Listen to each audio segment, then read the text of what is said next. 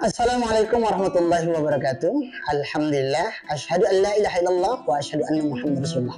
Allahumma shalli wa sallim wa barik ala Muhammad wa ala ali Muhammad. Subhanaka la ilma lana illa ma 'allamtana innaka antal alimul hakim.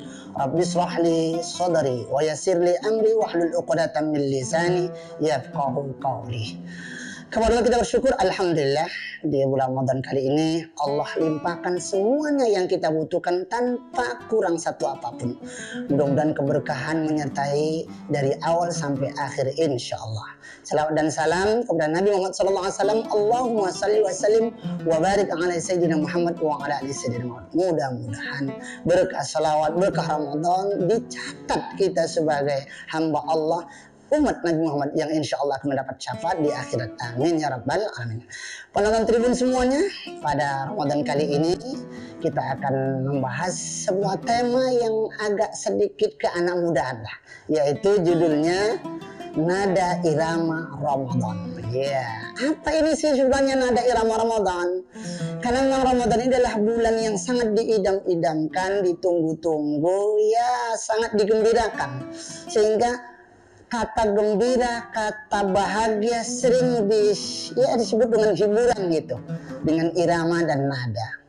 Lalu perlu kita ambil gambaran yang sederhana. Tentu ini nada irama yang sifatnya adalah baik atau syar'i berkaitan dengan Ramadan.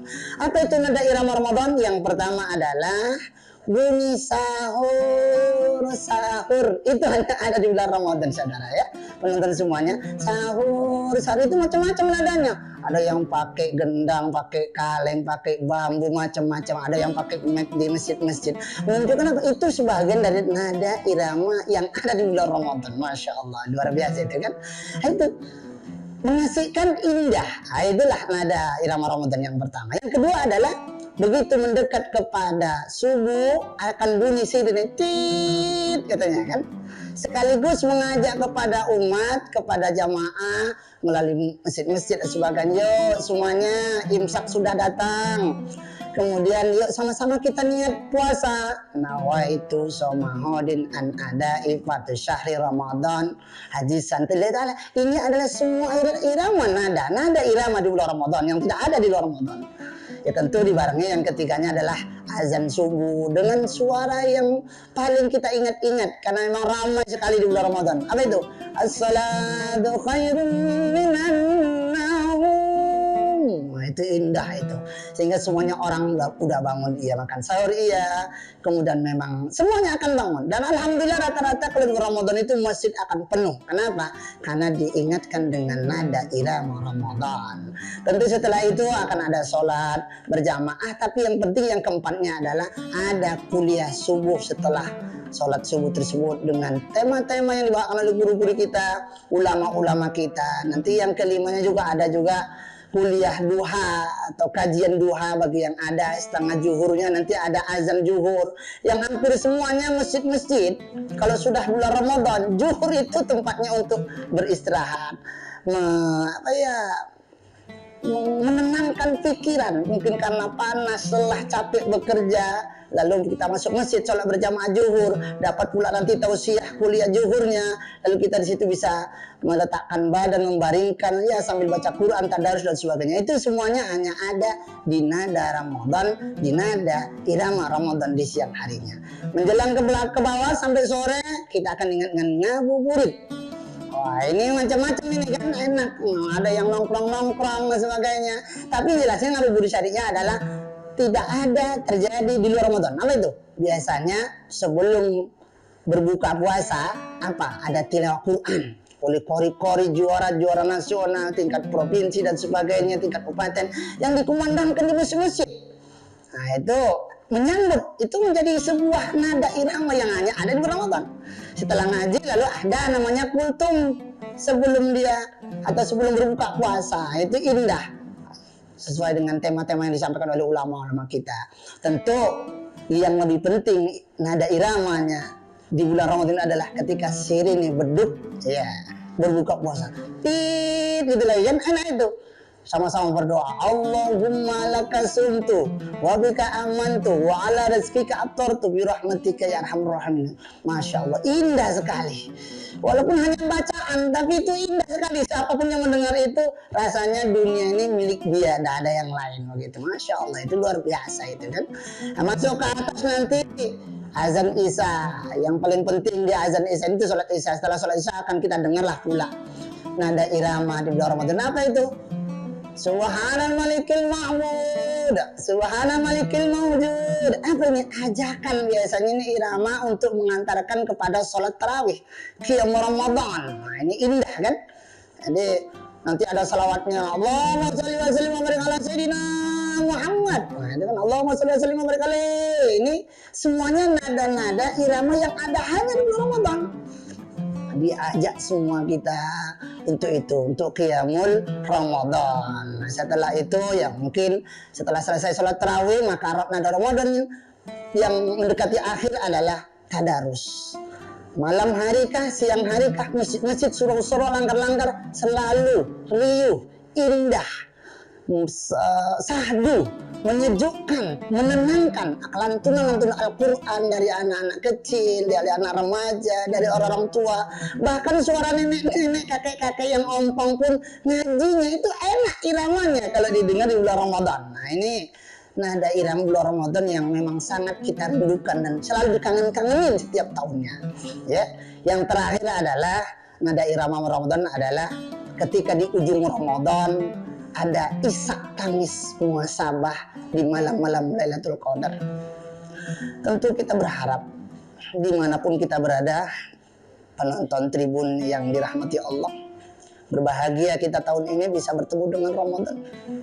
Berharap kita panjang umur sampai di 10 hari Ramadan.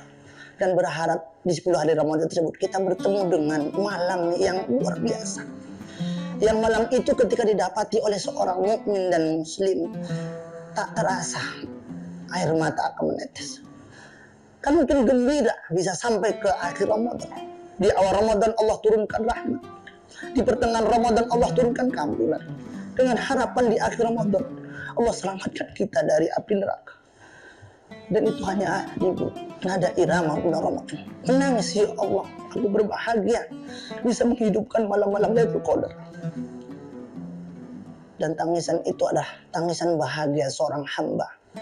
Karena alhamdulillah telah disampaikan oleh Allah sampai kepada titik-titik 10 yang terakhir Ramadan.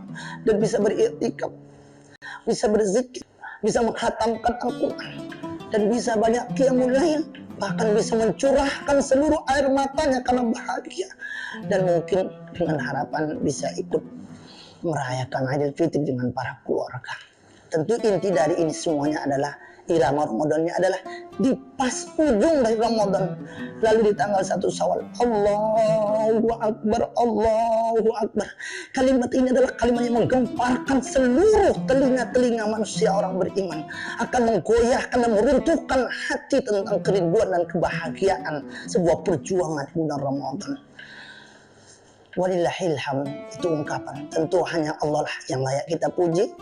Mudah-mudahan benar-benar kita di Ramadan kali ini, pada sahabat-sahabat tribun semuanya, menikmati nada irama Ramadan melalui sentuhan telinga, merasuk ke dalam hati, mengalir dalam seluruh tubuh kita, dan akhirnya kita keluar dari Ramadan menjadi la'allakum tattaqun. Pas di bulan 1 Syawalnya kita adalah minal aidin wal faizin, Idul Fitri kembali suci seperti bayi baru dilahirkan. Mudah-mudahan nada irama Ramadan pada kali ini yang kami sampaikan bisa sedikit menggugah semangat kita untuk meraihnya dan merindukan Ramadan ini. Karena siapa yang bahagia dan gembira dengan datangnya Ramadan, dalam sebuah riwayat hadis Rasul katakan, maka Allah haramkan jasadnya dari api neraka. Tentu firman Allah dalam Al-Quran, orang beriman dipanggil untuk berpuasa, untuk mengimarahkan, untuk menikmati nada irama di bulan Ramadan. Mudah-mudahan kita mendapatkan nikmat itu, insya Allah. Amin ya rabbal alamin. Banyak bicara tentu banyak salah. Kepada Allah saya mohon ampun, astagfirullahaladzim. Kepada kita semuanya, pendengar, penonton tribun, Saya mohon maaf dan batin. Subhanallah bihamdika asyhadu an la ilaha illa anta astaghfiruka. Assalamualaikum warahmatullahi wabarakatuh. Download Tribun X sekarang. Menghadirkan lokal menjadi Indonesia. Gaya bahasa kitab-kitab klasik berbeda dengan gaya bahasa kitab-kitab kontemporer. Kita berikan kepada santri kita itu supaya menguasai dua-duanya. Salah satu prinsip yang dipegang oleh Guruta ialah kualitas mangkoso tidak boleh menurun, tidak boleh kurang. Suatu ketika Allah memberi isyarat kepada saya. Memberi isyarat kepada saya lewat mimpi. Bahwa pesantren ini akan maju. Dan kalau maju, tidak muat mangkoso. Kita bersama pimpinan Pondok Pesantren DDI Mangkoso Baru, Profesor Dr. Haji Farid Wajidi, MA. Dia tadi menjelaskan tentang kelebihan dari Ma'had Ali, pendidikan khusus kader ulama level setelah alia, jenjang untuk ini ada kelebihannya di Indonesia. Dari ada 92 lebih di Indonesia, salah satu Ma'had Ali yang ada di pesantren Mangkoso inilah yang memiliki kelebihan. Itu bagaimana ceritanya kelebihannya, Pak? Setara katanya bisa langsung diterima S2 ijazahnya di Al-Azhar di Kairo. Menurut asesor yang pergi meninjau, memeriksa, dan itu sudah ada akreditasinya. Dia dikasih akreditasi mumtaz, artinya cum laude.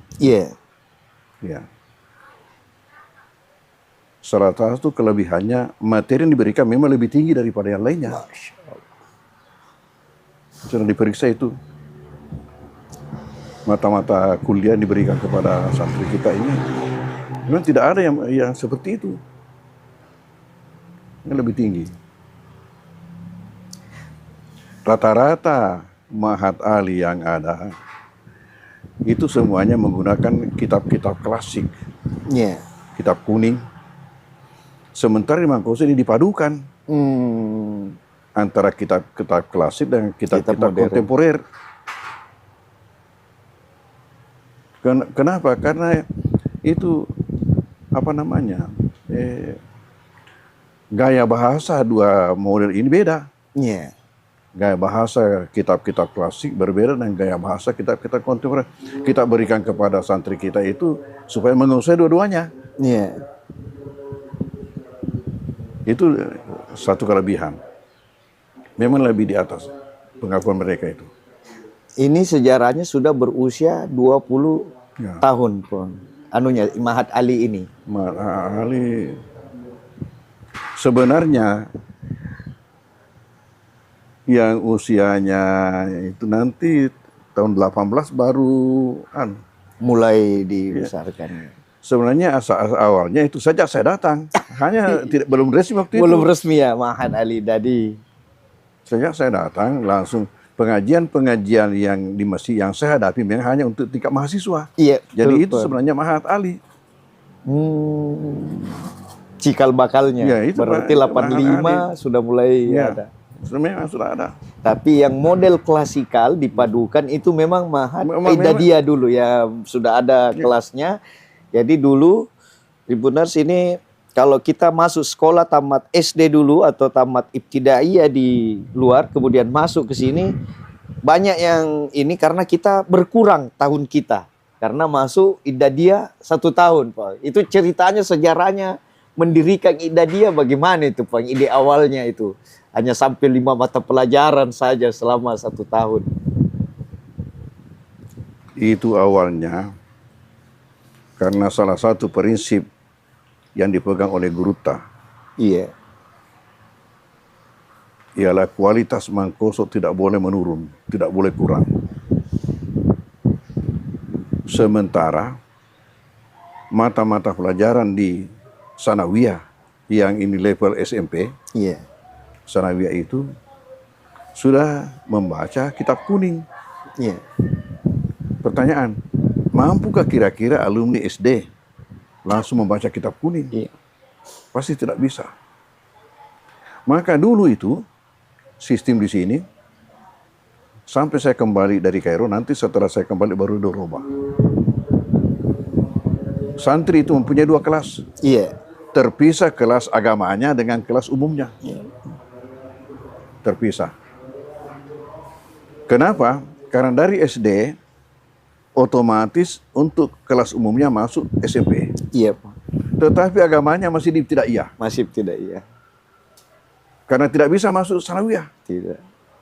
Jadi masuk di ibtidaiyah kelas 4, kelas 5, kelas 6. Jadi tamat SMP baru naik sanawiyah. Jadi pincang. Ya. Selesai SD dan sederajat sudah masuk menengah pelajaran umum, tapi agamanya masih tingkat dasar. Tapi saya zaman saya Pak, kan 86 itu mulai, 85 mulai. Itu ijazah masih 2 Poang ya di sini. Antara ada ijazah dari sanawiyah dulu, ada ijazah dari kan masih ada kelas lama itu. Masih ada kelas lama, kan ini gagasan baru. Iya. Nanti ada tahun 85. Iya. Itu saya pikirkan. Iya.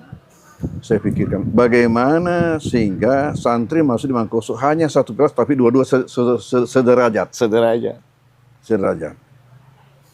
Nah, itulah melahirkan konsep Idadiyah. Bagaimana yang semestinya 3 tahun belajar di ibtidaiyah baru masuk sanawiyah, bagaimana sehingga hanya 1 tahun. Iya. Saya ini jadi waktu itu kita bisa masuk MAPK karena ada ijazah sanawiyah. Ya. Andai kan ijazah Idadiyah, Pak, denalai. Mana Tapi itu sudah dipikirkan sejak ada di Mesir, sebelum pulang itu. Sebelum pulang. Nanti saya akan terapkan nanti kalau kembali nih. Jadi awalnya dulu itu alot juga itu diskusi dengan guru ta. Iya. Baru diterima. Karena itu ada pandang mengatakan dirugikan anak-anak 1 tahun. Iya. Oh, iya betul. Di mana teman-temannya sudah naik kelas 2 baru dia masuk kelas 1 ya, betul. Tapi prinsip saya katakan pertama tidak rugi. Yang rugi itu kalau tidak belajar. Kalau orang belajar tidak rugi. Iya. Kemudian yang kedua, andai kata pun dikatakan rugi, tidak apa-apa rugi 1 tahun, tapi dia akan menang seumur hidup. Masya Allah. Itu prinsip. Nanti ini hasilnya nanti dia dilihat setelah selesai nanti. Jadi banyak itu waktu masih apa ini apa ini membuka. Tapi setelah nanti ke atas dia ada rupanya begini. Huwa humahum hiya humahunna. Alfiyah Pak. Iya. Itu banyak begini. Nah, pernah satu ketika terhenti itu. Iya. Terhenti. Tahu-tahu apa yang terjadi? Ini alumni sama-sama angkatan kamu itu. Iya. Memprotes. Tapau TV mengindah dia, Pang. Kita ini jadi manusia karena dia.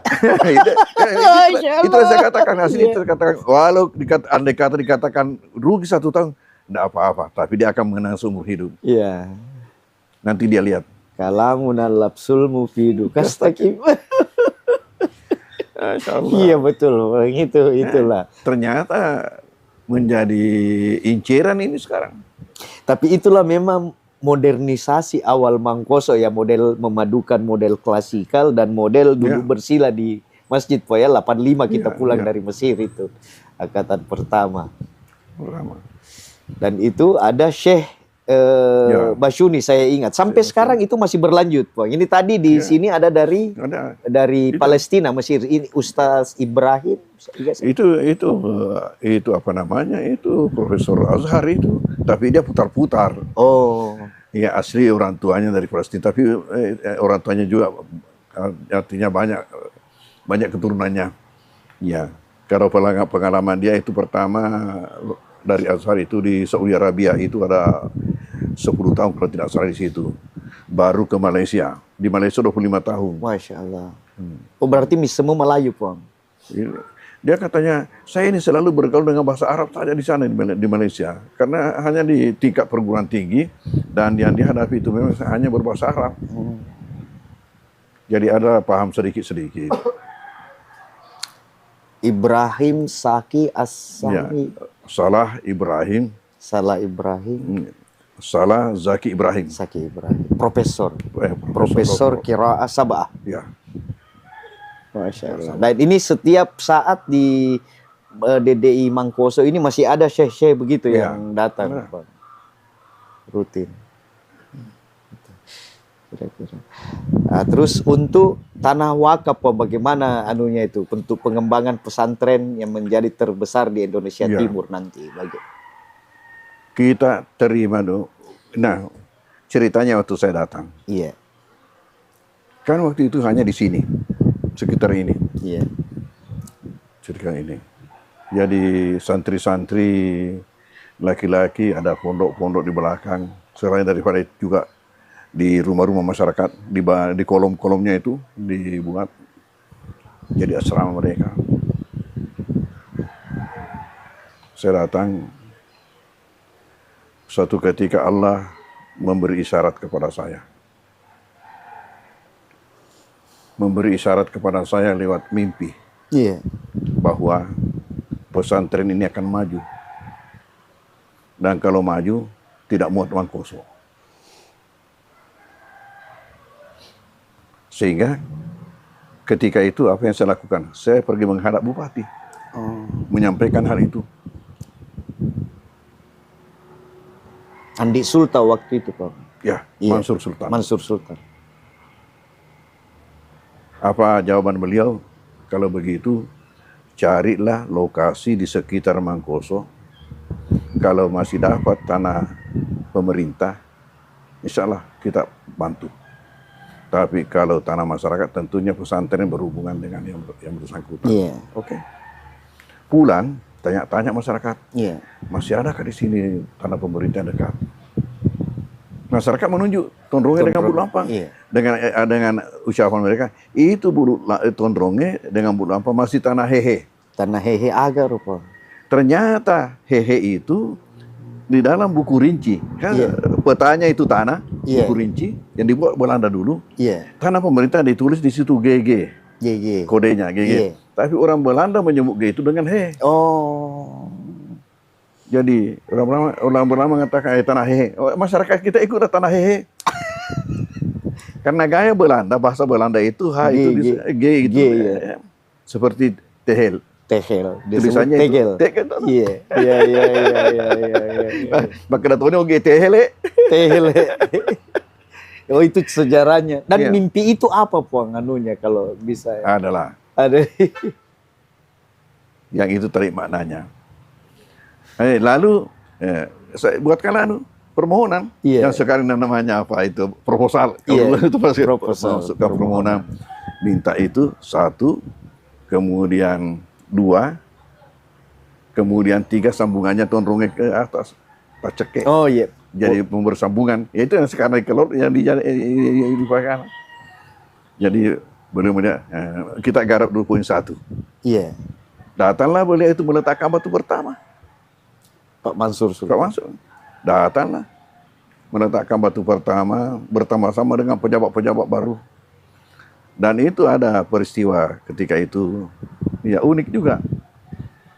Diletakkan pada hari Jumat bertepatan dengan 1 Muharram. Oh.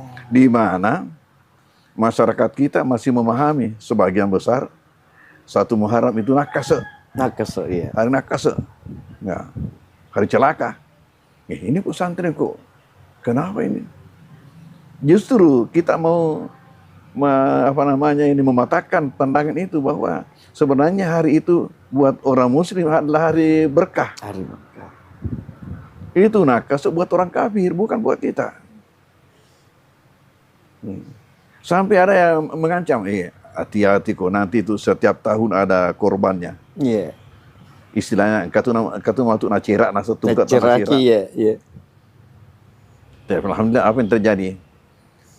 Ya, setiap tahun ada kurbannya. Mereka berkurban kalau setiap hari raya. Hari raya. Dan tidak sedikit, lebih 10 ekor. Bapak, alhamdulillah. Itulah berkah aduhnya. Dan awalnya semua santri karena masih kelas dulu, belum ada ditempatkan di rumah penduduk. Di rumah penduduk. Masya Allah. Dan itu karena penduduk ini berjiwa pesantren semua, tidak ada yang namanya sewa menyewa. Tinggal saja di situ. Ya. Sampai langkah kedua, diupayakanlah untuk masing-masing santri mengupayakan pondok-pondok sendiri-sendiri. Alhamdulillah ya, Itulah. Pak. Wakaf. Itulah pondok-pondok macam-macam Ada besar rumah, sesuai dengan kemampuan orang tuanya Saya itu. ukuran orang tua, Pak, Orang tua, ya. itu ukuran 5 kali 5, Pak. Gardu-gardu, ukuran gardu ya. Telu ki. Ya, ada yang kecil sekali sampai waktu penamatan pertama tahun 87 Iya. di Tondronge ada tamu masuk di salah satu pondok santri itu kan dikiranya WC karena kecilnya. Dikira sih. Dia mau kencing, ternyata itu pondok santri. Ya, itu langkah kedua. Langkah ketiga, bagaimana pondok-pondok ini disatukan menjadi menjadi asrama besar. Iya. Itu langkah ketiga.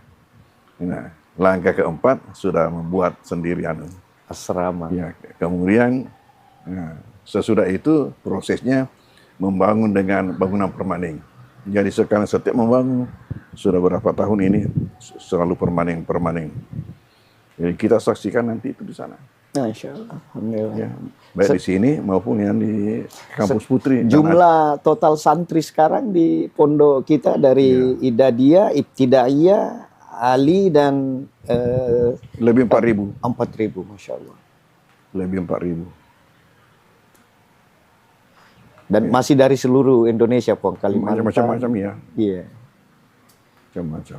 Tadi kita ada cerita, Pong, bahwa kenapa mudah membangun lapangan kereta api di jalan rel kereta api di Barru.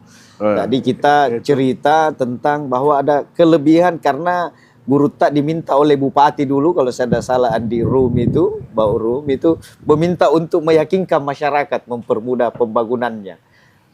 Bagaimana itu dengan apa namanya? Dengan pertama tadi itu bahwa mereka ini dimotivasi dengan makna daripada nama baru sendiri. Iya. Dari situ bertolak dimotivasi. Nama itu tidak ada di surah apa itu disebutkan? Innamal barru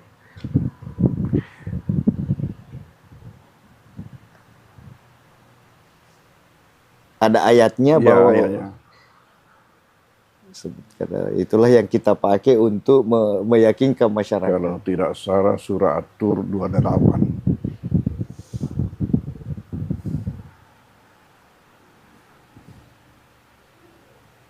Innahu huwal baru. Sebenarnya itu sifat Tuhan. Bahwasanya dia itu, innahu, hu itu huwa. Al-baru ar-rahim. Maha suka melakukan kebaikan, lagi maha penyayang. Kebetulan nama kabupaten ini baru. Ya. Nah, dengan itulah kita motivasi rakyat. Ada 560 kabupaten di Indonesia. Tidak ada yang punya nama dalam Al-Quran. Dalam Al-Quran. Kecuali baru. Itulah. Nah, kebetulan namanya bagus, artinya bagus. Nah, dengan itulah dijadikan kesempatan untuk memotivasi masyarakat. Alhamdulillah jalan rel lebih cepat. Ya itu dimulainya dulu pelebaran jalan. Dimulai di situ dulu. Waktu pelebaran jalan. Iya, gara-gara pelebaran jalan itu, coba bayangkan. Kalau Anda punya tanah, ya hanya 1 meter, katakanlah kali 9 meter atau berapa, jadinya nanti itu, lihat nanti jadinya berapa. Dari Tuhan.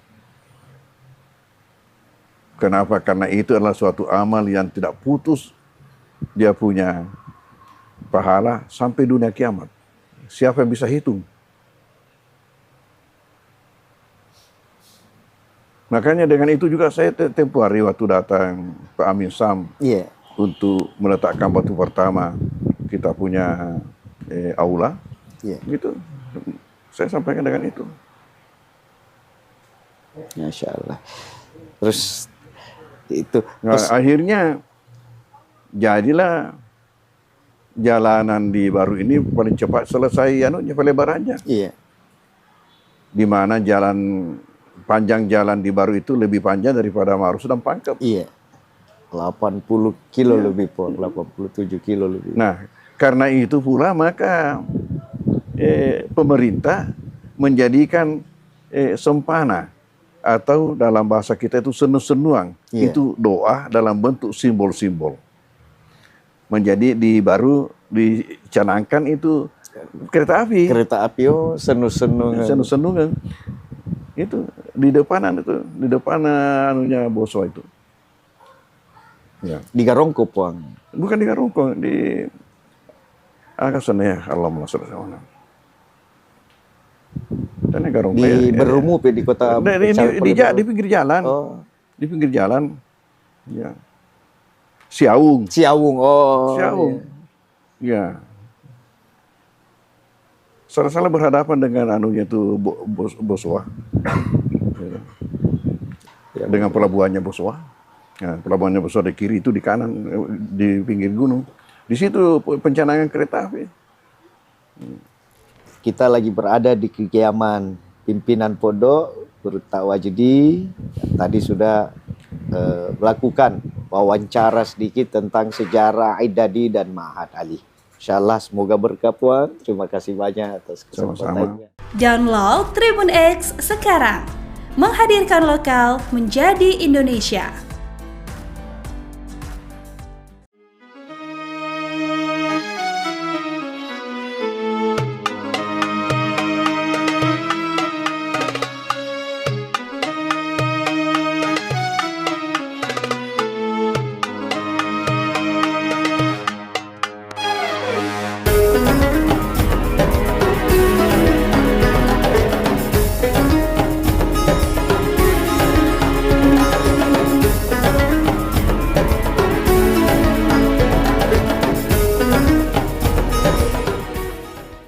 Halo Tribuners, saya Harni, wartawan Tribun News Ultra yang hari ini bakal ngajakin kamu buat ngeliat tradisi menyambut 1 Ramadan di Kota Bau-Bau, Provinsi Sulawesi Tenggara. Jadi kita bakal ke salah satu rumah warga yang nanti kita lihat prosesnya yang namanya tradisi Harwa nih Tribuners. Kira-kira seperti apa perjalanan saya? Ikutin aku terus ya.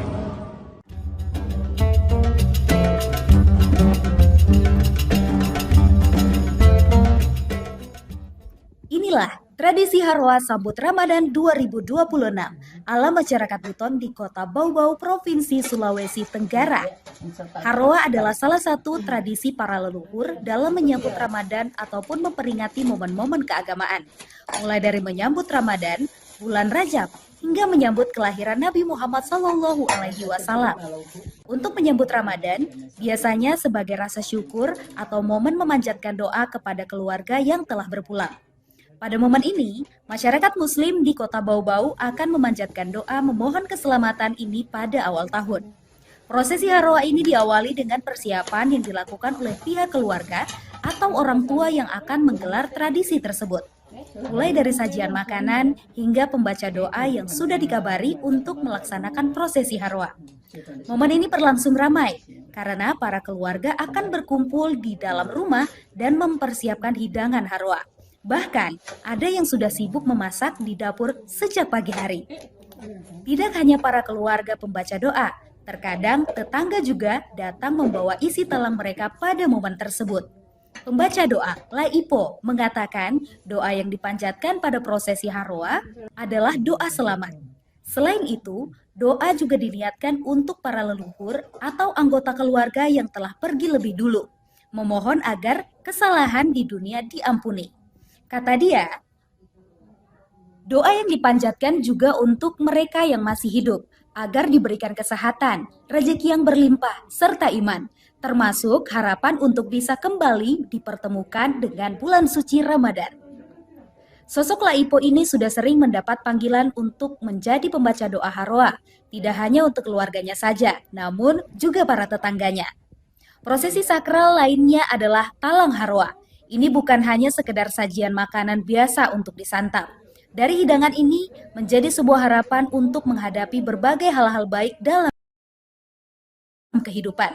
Pengisi talang Harwa, Zaura, menjelaskan yang diisi dalam talang adalah kue-kue tradisional seperti onde-onde, waje, bolu, pisang, ubi goreng, sesuai dengan kemampuan dari penyelenggara pembaca Harwa. Harwa jelang Ramadan tidak ada penataan khusus seperti menyambut Maulid Nabi Muhammad SAW. Lalu sajian kue-kue tradisional itu dibacakan doa. Lalu pemilik isi talang membawa kembali untuk dicicipi di rumah keluarga masing-masing. Terkait sajian kue tradisional untuk Harwa ini memang selalu banyak diburu saat bulan suci Ramadan. Tidak kalah larisnya dengan kulit, ketupat, ataupun ayam. Seperti yang terlihat di pasar tradisional Kota Bau-Bau.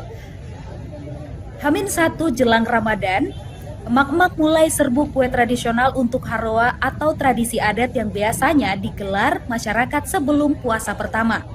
Terlihat antrean terjadi di salah satu gerai kue tradisional sejak pukul 6.30 WITA. Pedagang kue tradisional di dua pasar Kota Bau-Bau yakni Wameo dan Karya Nugraha ramai dikunjungi. Pasar Wameo berada di Jalan Raka Wakaka, Kelurahan Wameo, Kecamatan Murhum. Jaraknya sekitar 2,7 km atau 9 menit berkendara dari Pasar Karya Nugraha di Jalan Haji Agus Salim, Kelurahan Batara Guru, Kecamatan Wolio. Terpantau hingga pukul 12.00 WITA, para pembeli masih memadati lokasi tersebut untuk persiapan tradisi. Pedagang kue tradisional Ambo mengatakan pembelian kue untuk Harwa selalu ramai 2 hari menjelang Ramadan. Kata dia, warga ramai memborong kue karena sudah waktunya masyarakat Buton melaksanakan Harwa menyambut Ramadan 2026. Penjualan kue tradisional ini sudah dibungkus sesuai dengan jumlah kue dalam satu piring. Terlihat bolu, baruasa, juga ubi goreng dan pisang goreng sudah dibungkus plastik untuk memudahkan pengemasan.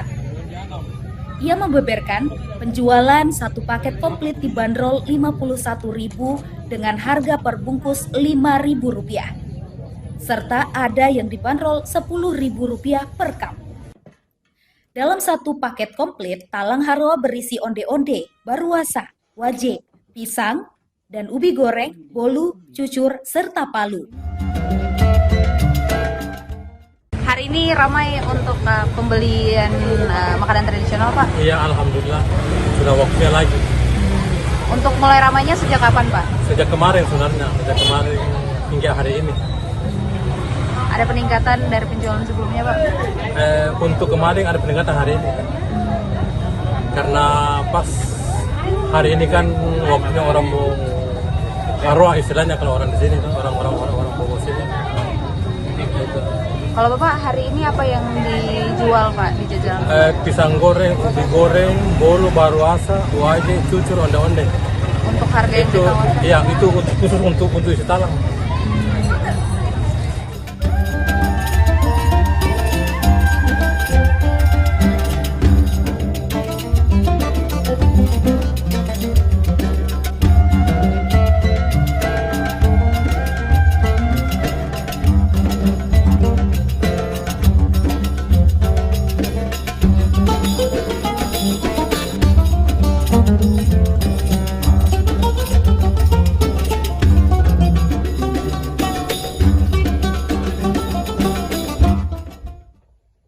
Oke Tribuners, kita sampai di penghujung perjalanan kita pada malam hari ini. Dan tadi kita sudah saksikan prosesi Harwa sambut 1 Ramadan di masyarakat Kota Bau-Bau, terkhusus di masyarakat Buton ya.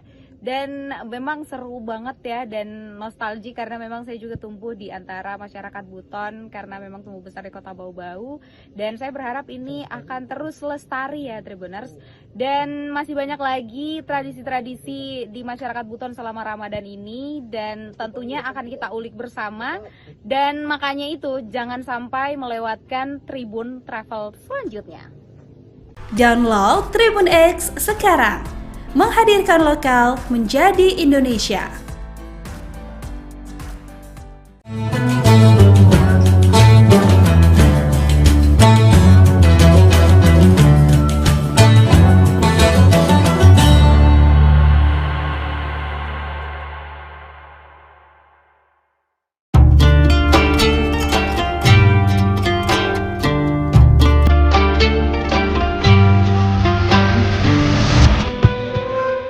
Syukur alhamdulillah, tahun ini kita masih dipertemukan dengan bulan suci Ramadan. Ramadan bukan sekedar menahan lapar dan dahaga, tetapi waktu untuk memperbaiki kualitas diri, baik ibadah maupun menempa akhlak. Jadikan Ramadan ini sebagai titik balik untuk menjadi pribadi yang jujur dalam perbuatan, sabar dalam ujian, dan disiplin dalam ketaatan.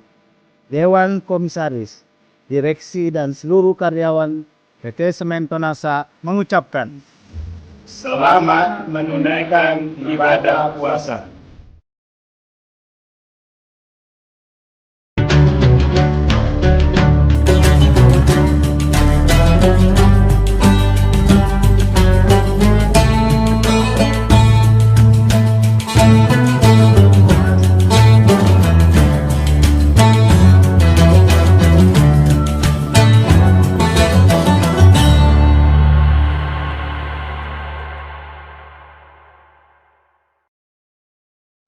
Assalamualaikum warahmatullahi wabarakatuh. Tribuners, seperti apa kabar Anda pada hari ini? Senang sekali saya Ilu Devisania dapat kembali menyapa Tribuners. Kali ini dalam program Syiar Ramadan yang spesial akan selalu menemani Tribuners dalam menantikan waktu berbuka puasa. Dan Tribuners, tentunya hari ini kita kembali membahas tema yang begitu menarik dan juga relatable dengan kondisi sekarang yang tentunya banyak dibutuhkan informasinya kepada seluruh Tribuners. Dan tema kita pada hari ini adalah sedekah di tengah tekanan ekonomi, dan tema ini akan dibahas bersama dengan Pak Ustadz Kiai Haji Sabarudin LC yang sudah menemani kita di studio hari ini. Assalamualaikum Pak Ustadz. Waalaikumsalam warahmatullahi wabarakatuh. Baik, kabarnya seperti apa Pak? Alhamdulillah. Alhamdulillah baik, dan juga tentunya masih terus semangat menjalani ibadah puasa. Baik, nah tema kita pada hari ini adalah terkait dengan bersedekah di tengah tekanan ekonomi. Mungkin Pak Ustadz bisa disampaikan kepada Tribuners, ini mungkin bentuk skala prioritas ya Pak Ustadz ya. Mana yang harus kita utamakan? Apakah kita harus tetap bersedekah di tengah harga ataupun juga kebutuhan hidup yang terus meningkat harganya, tekanan ekonomi global juga yang menekan kita ya begitu ya. Mungkin seperti apa prioritasnya Pak Ustadz, silakan. Ya. Bismillahirrahmanirrahim. Hamdan wa syukranillah, salatan wa salaman ala rasulillah, amma ba'd. Ya, kita ketahui bersama bahwa semua yang terjadi di muka bumi ini itu adalah kehendak Allah Subhanahu wa ta'ala. Akan tetapi manusia itu punya ikhtiar atau usaha untuk menjalani kehidupan. Oleh sebab itu, segala sesuatu yang diberikan oleh Allah itu merupakan titipan. Ya, kalau diibaratkan, ini bahasanya bahwa ya harta yang kita dapatkan ini adalah hanya tempat persinggahan. Bahkan ya gaji, ya honor, insentif yang kita dapatkan itu hanya sebagai tempat persinggahan. Ya, tidak ada orang yang sepenuhnya memiliki. Ya, mungkin apa yang kita dapatkan itu hanya tempat persinggahan. Kenapa? Karena kita harus bayar cicilan. Ya, mungkin ketika kita bayar, ya kemudian di store lain dan sebagainya. Maka itu hanya tempat persinggahan atau tempat perpindahan. Maka perlu sebagai orang yang beriman itu meyakini bahwa ya segala harta yang dititipkan kepada kita itu merupakan titipan dari Allah Subhanahu wa ta'ala. Bagi orang yang memiliki kekayaan, orang yang kaya harus meyakini bahwa itu merupakan titipan Allah, yang mana dalam harta tersebut ada titipan yang diperuntukkan bagi orang yang membutuhkan atau bagi fakir dan miskin. Nah, di tengah kondisi saat ini kita melihat bahwa inflasi, bahkan ya harga emas itu melambung tinggi. Nah, makanya ada sebuah ungkapan mengatakan bahwa diam itu adalah emas. Makanya banyak orang yang diam karena sama dengan harga emas. Akan tetapi ya tidak mengurangi kita untuk senantiasa berbagi, atau bahasa kita bersedekah. Nah, oleh sebab itu mungkin ada pertanyaan dari Tribuners mengatakan bahwa jika dalam kondisi seperti ini yang mana lebih didahulukan? Apakah membayar cicilan dulu atau kita harus mengeluarkan sedekah? Maka ya tentunya bahwa kita melihat skala ya pembayaran. Jadi kalau memang pembayaran daripada utang piutang itu harus disegerakan, maka dahulukan utang dulu. Akan tetapi kalau memiliki skala jangka panjang, maka dahulukan sedekah. Kenapa? Karena sebenarnya sedekah itu ada 3 keutamaan. Jadi kalau kita pahami ini, meskipun terjadi inflasi di mana-mana, ya harga barang naik, tapi kalau kita pahami 3 prinsip ini, maka insya Allah motivasi untuk bersedekah itu tidak akan berkurang, khususnya momentum di bulan suci Ramadan. Dalam sebuah riwayat bahwa Rasulullah SAW gemar bersedekah. Akan tetapi ajwa dan nas itu di bulan suci Ramadan, akan tetapi cara bersedekahnya Rasulullah di bulan suci Ramadan jauh lebih banyak, jauh diprioritaskan dibandingkan di luar bulan suci, di bulan suci Ramadan. Nah, ini ada 3 keutamaan dan ini yang harus dipahami oleh Tribuners. Yang pertama, sedekah itu sebenarnya pemancing. Ya. Sedekah itu pembuka rezeki. Coba kita lihat, kalau ada orang yang gemar memancing di laut, ketika umpan daripada pancingnya itu hanya menggunakan cacing, saya yakin tidak mungkin mendapatkan ikan yang besar. Pasti ikan yang kecil. Tapi ketika itu menggunakan sarana yang besar seperti puka dan sebagainya, jaring dan sebagainya, saya yakin bahwa pasti yang didapatkan juga besar. Itu prinsip yang pertama yang harus dipahami. Bahwa sedekah itu adalah pembuka rezeki. Ya, ketika kita menggunakan pancing itu dengan makanan yang kecil, saya yakin bahwa yang datang juga akan kecil. Tapi ketika itu pancingnya besar, skala besar, apalagi kalau sudah menggunakan perahu yang besar, saya yakin bahwa juga akan mendapat. Itulah prinsip sedekah yang pertama yang harus dipahami, sehingga mindset kita tentang bersedekah itu tidak terkait dengan inflasi dan sebagainya, atau di tengah tekanan ekonomi. Yang kedua, bukti ketakwaan kita kepada Allah Subhanahu wa Ta'ala. Bukankah ibadah puasa ini ujungnya adalah la'allakum tattaqun, mendapatkan pribadi yang bertakwa. Siapa itu pribadi yang bertakwa? Dijelaskan dalam Al-Quran. Alladzina yunfikuna fis sarra'i wad dharra, adalah orang yang berinfak dikala dia susah atau dikala dia senang. Kalau ada orang yang berinfak dikala dia susah saja berinfak, diyakinkan bahwa kalau dia senang pasti lebih banyak infaknya. Nah, makanya banyak orang yang mengatakan, oh kalau saya nanti kaya pasti saya berinfak. Diyakinkan kalau kaya pasti tidak berinfak. Ataupun kalau berinfak sangat sedikit. Kenapa?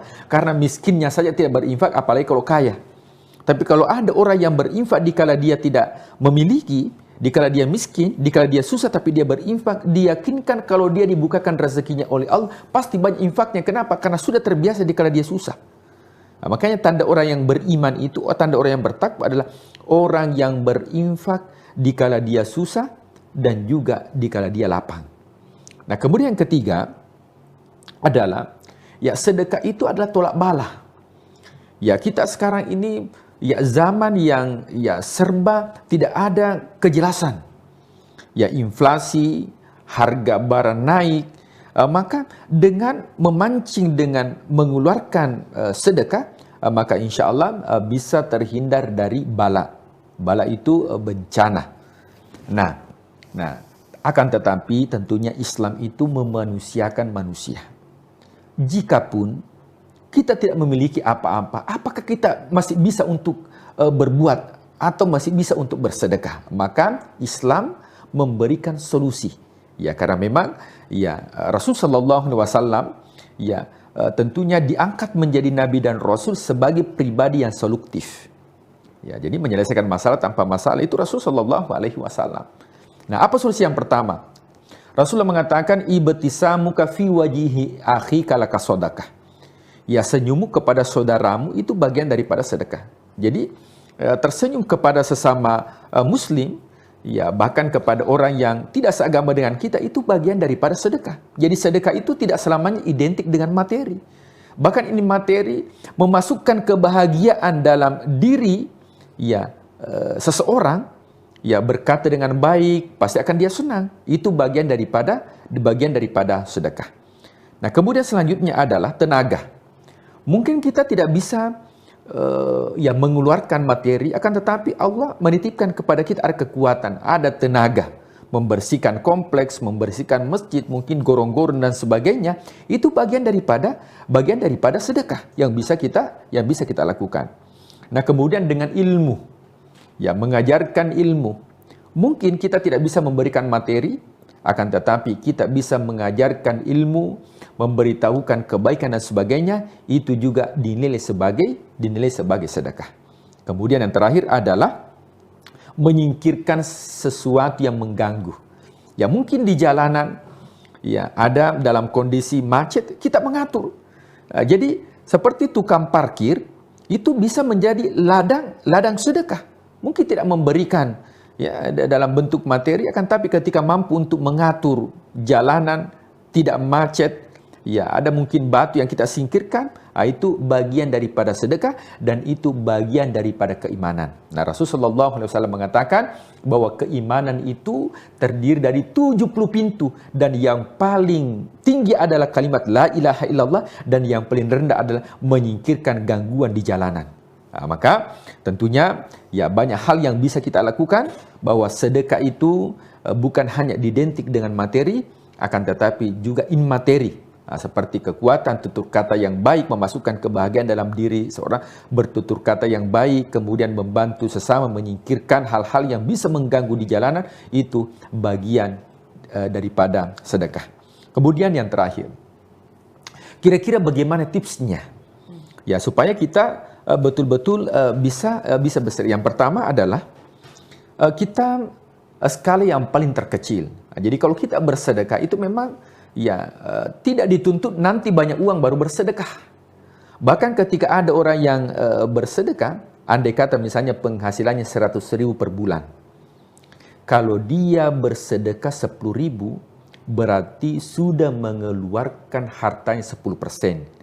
Berarti kalau 10% sama dengan orang yang memiliki uang 100 juta, harus dia keluarkan 1 juta baru sebanding dengan orang yang mengeluarkan 10.000 yang memiliki penghasilan hanya 100.000 per bulan. Kemudian yang kedua adalah memprioritaskan nafkah wajib. Nah, jadi nafkah yang dikeluarkan ini ya itu juga bagian daripada sedekah. Nah, jadi bagi pasangan suami istri, ketika mengeluarkan nafkah kepada pasangan, kepada istri, nafkah wajib itu bagian daripada sedekah. Kemudian yang terakhir adalah istiqomah. Ya meskipun sedikit, tapi rutin kita lakukan, maka insya Allah itu juga menjadi sedekah yang terbaik. Oleh sebab itu, kita maksimalkan bulan suci Ramadan, ya di tengah hempitan ekonomi, ya, jangan sampai melunturkan kita atau hati kita untuk senantiasa berbagi. Bahkan Rasulullah SAW mengatakan, kalau ada yang memberikan takjid, buka puasa, meskipun sebiji kurma. Ya, tentunya tidak ada di zaman sekarang ini yang hanya memberikan sebiji kurma. Pasti dalam porsi yang banyak. Jadi hanya sebiji kurma saja kita keluarkan, itu sudah dianggap bahwa sedekah terbaik dan mendapatkan pahala yang cukup besar di sisi Allah Subhanahu wa taala. Wallahu a'lam bishawab. Ya, baik. Jadi kalau kita ingin bersedekah di kondisi sulit ini, sedekah itu tidak dipaksakan harus berapa jumlahnya. Betul. Ya Pak Ustadz ya, tapi menyesuaikan dengan kondisi kita. Kalaupun kita mungkin punya tadi sebiji kurma, itu sudah bisa dianggap sedekah. Dan kalau kita, yang penting adalah niatnya, ketulusan hatinya dalam memberi. Jangan mau karena dibilang Pak Ustadz ya, mau betul. Dibilang pamer, mau dibilang artinya punya banyak uang, kita memaksakan diri kita untuk bersedekah hanya supaya dipandang orang ini orang kaya gitu Pak Ustadz ya. Itulah yang menyusahkan diri kita sendiri dan artinya juga tidak ada manfaatnya bagi kita. Dan semoga kali ini dalam segmen ini bisa menjadi pencerahan bagi kita semua dan tentunya bisa menjalankan ibadah dengan lebih baik lagi. Dan kalau teman-teman mau bersedekah, mungkin boleh diperhatikan skala prioritasnya dan juga seperti apa kebutuhan yang kita semua butuhkan. Semoga ini bisa menjadi win-win solution begitu ya. Kita bisa memenuhi kebutuhan kita dan sembari kita juga bisa tetap melaksanakan sedekah di bulan suci Ramadan. Terima kasih Pak Ustadz sudah memberikan kita banyak sekali inspirasi pada hari ini. Dan juga tentunya terima kasih kepada seluruh Tribuners yang sudah menyaksikan program kita pada hari ini. Jangan lupa juga saksikan beragam program lainnya hanya di kanal YouTube dan Facebook Tribun Timur, Mata Lokal Menjangkau Indonesia. Saya Lu Devi Sania, pamit undur diri. Terima kasih. Wassalamualaikum warahmatullahi wabarakatuh. Waalaikumsalam warahmatullahi wabarakatuh.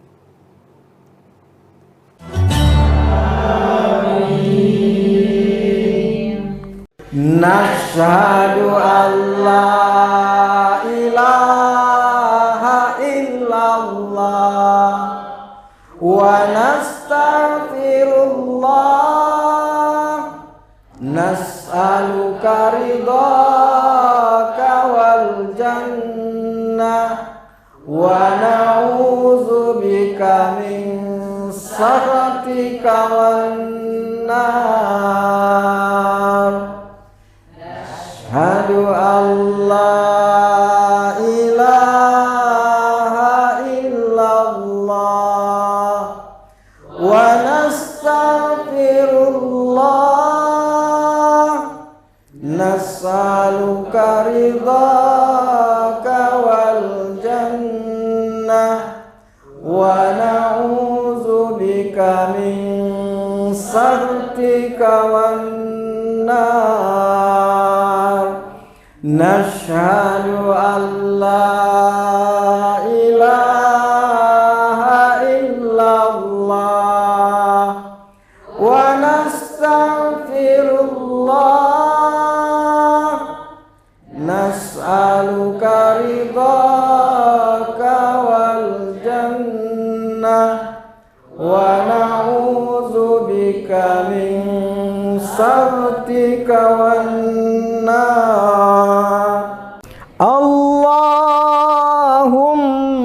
innaka afuwun karim tuhibbul afwa fa'fu anna ya karim.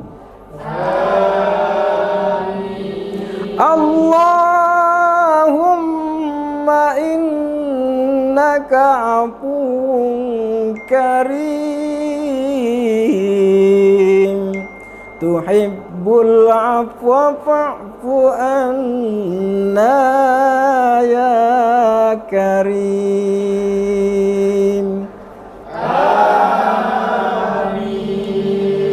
Allahumma innaka afuwun karim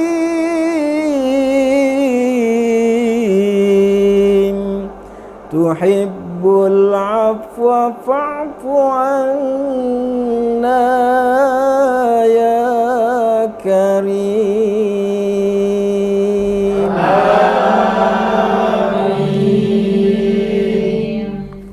Nashhadu an la ilaha illallah wa nastaghfirullah nas'aluka ridhaka wal jannah wa na'udzubika min sakhatika wan nar. Asyhadu an la ilaha illallah wa nastaghfirullah nas'aluka ridhaka wal jannah wa na'udzubika min sakhatika wan nar. Nashhadu an la ilaha illallah wa nastaghfirullah nas'aluka ridhaka wal jannah wa na'udzubika min sakhatika wan nar. Allahumma innaka afuwun karim tuhibbul afwa fa'fu anna ya karim. Allahumma innaka afuwun karim tuhibbul afwa fa'fu anna ya karim. Amin. Allahumma innaka afuwun karim,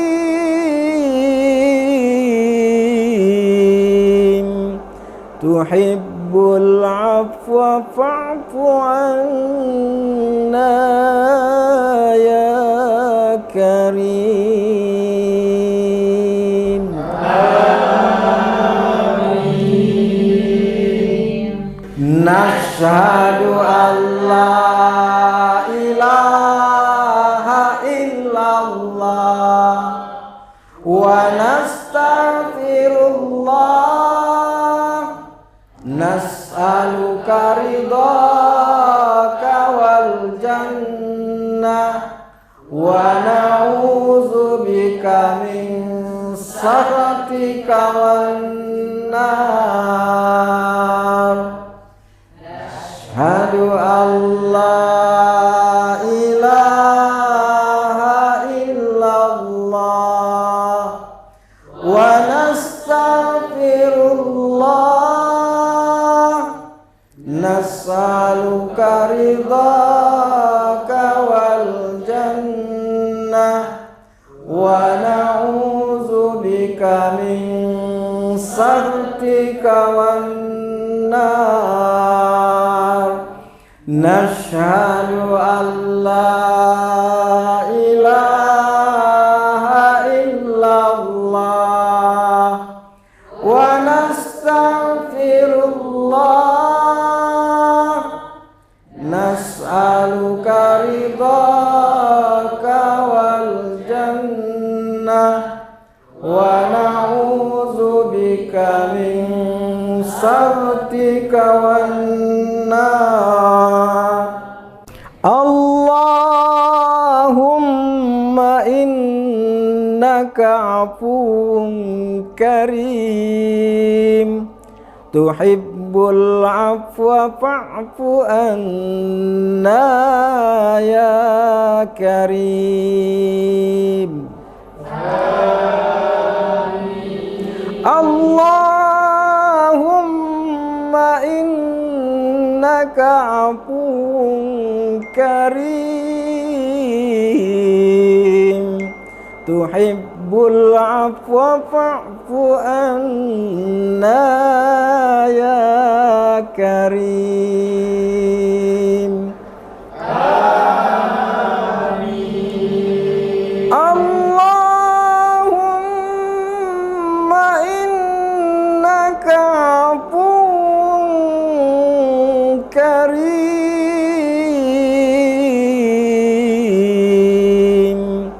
tuhibbul afwa fa'fu anna ya karim. Sakhatika wan nar.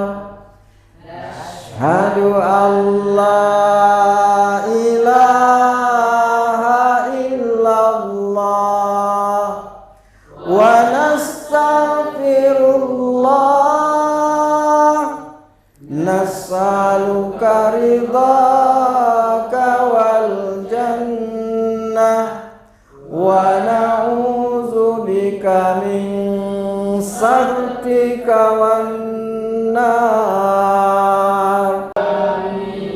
Allahumma innaka afuwun karim, tuhibbul afwa fa'fu anna ya karim. Amin. Allahumma innaka afuwun karim,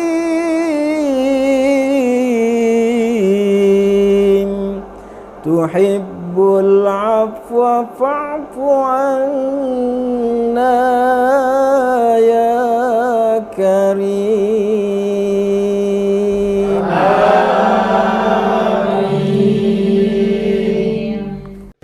Nashhadu an la ilaha illallah wa nastaghfirullah nas'aluka ridhaka wal jannah wa na'udzubika min sakhatika wan nar. Asyhadu an la ilaha illallah wa nastaghfirullah nas'aluka ridhaka wal jannah wa na'udzubika min sakhatika wan nar. Nashhadu an la ilaha illallah wa nastaghfirullah nas'aluka ridhaka wal jannah wa na'udzubika min sakhatika wan nar. Allahumma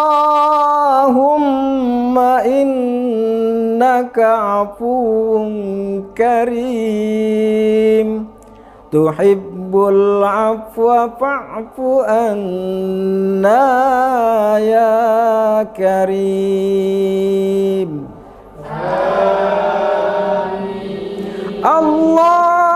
Allahumma innaka afuwun karim tuhibbul afwa fa'fu anna ya karim. Amin. Allahumma innaka afuwun karim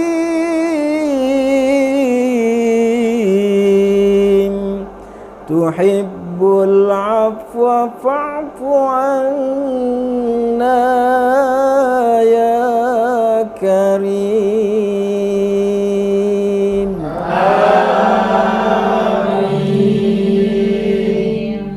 Nashhadu an la ilaha illallah wa nastaghfirullah nas'aluka ridhaka wal jannah wa na'udzubika min sakhatika wan nar. Asyhadu an la ilaha illallah wa nastaghfirullah nas'aluka ridhaka wal jannah wa na'udzubika min sakhatika wan nar. Nashhadu an la ilaha illallah wa nastaghfirullah nas'aluka ridhaka wal jannah wa na'udzubika min sakhatika wan nar. Allahumma innaka afuwun karim tuhibbul afwa fa'fu anna ya karim. Allahumma innaka afuwun karim tuhibbul afwa fa'fu anna ya karim.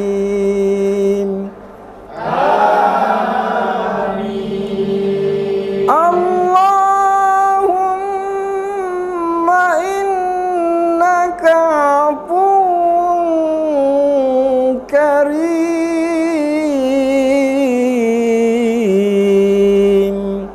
tuhibbul afwa fa'fu anna.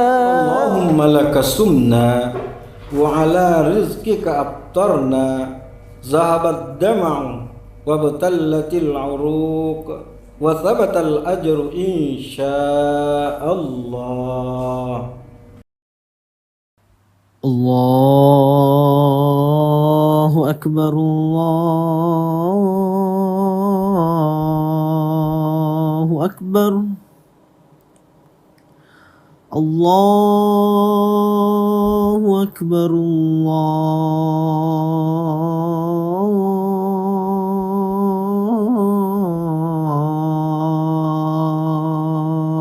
Allahu akbar.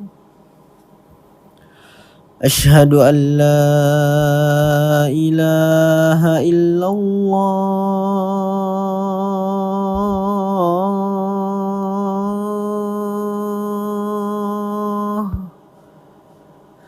Asyhadu an la ilaha illallah.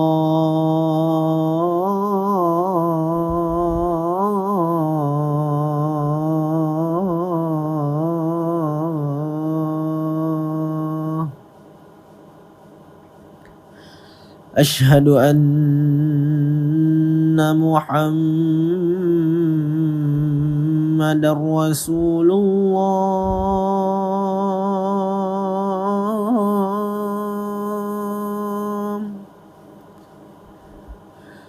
Asyhadu anna Muhammadar Rasulullah.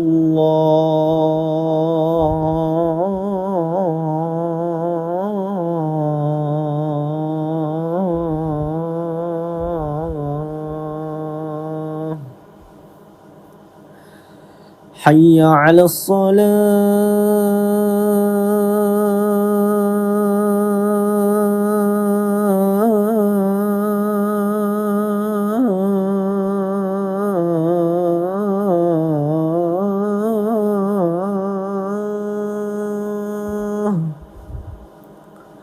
Hayya 'alas salah.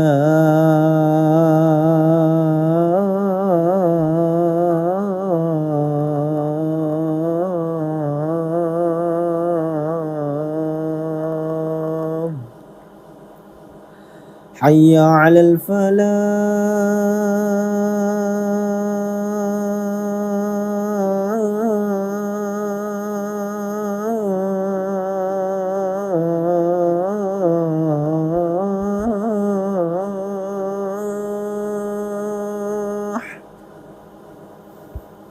Hayya 'alal falah.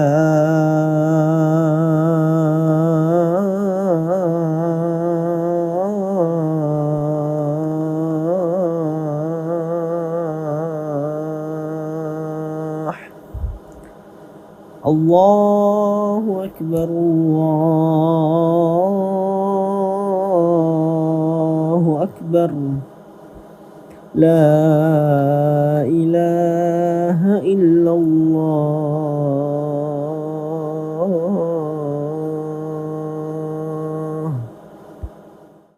Allahumma rabba hadhihi ad-da'wati at-tammah was-salati al-qa'imah آت محمدا الوسيلة والفضيلة والشرف والدرجة العالية الرفيعة وبعثه مقاما محمودا الذي وعدته إنك لا تخلف الميعاد.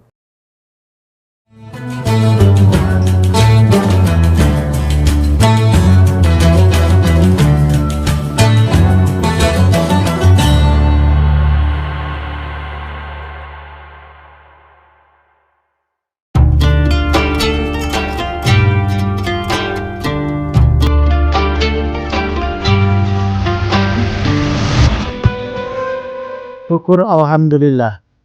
Tahun ini kita masih dipertemukan dengan bulan suci Ramadan. Ramadan bukan sekedar menahan lapar dan dahaga, tetapi waktu untuk memperbaiki kualitas diri, baik ibadah maupun menempa akhlak. Jadikan Ramadan ini sebagai titik balik untuk menjadi pribadi yang jujur dalam perbuatan, sabar dalam ujian, dan disiplin dalam ketaatan. Dewan Komisaris, Direksi dan seluruh karyawan PT Semen Tonasa mengucapkan selamat menunaikan ibadah puasa.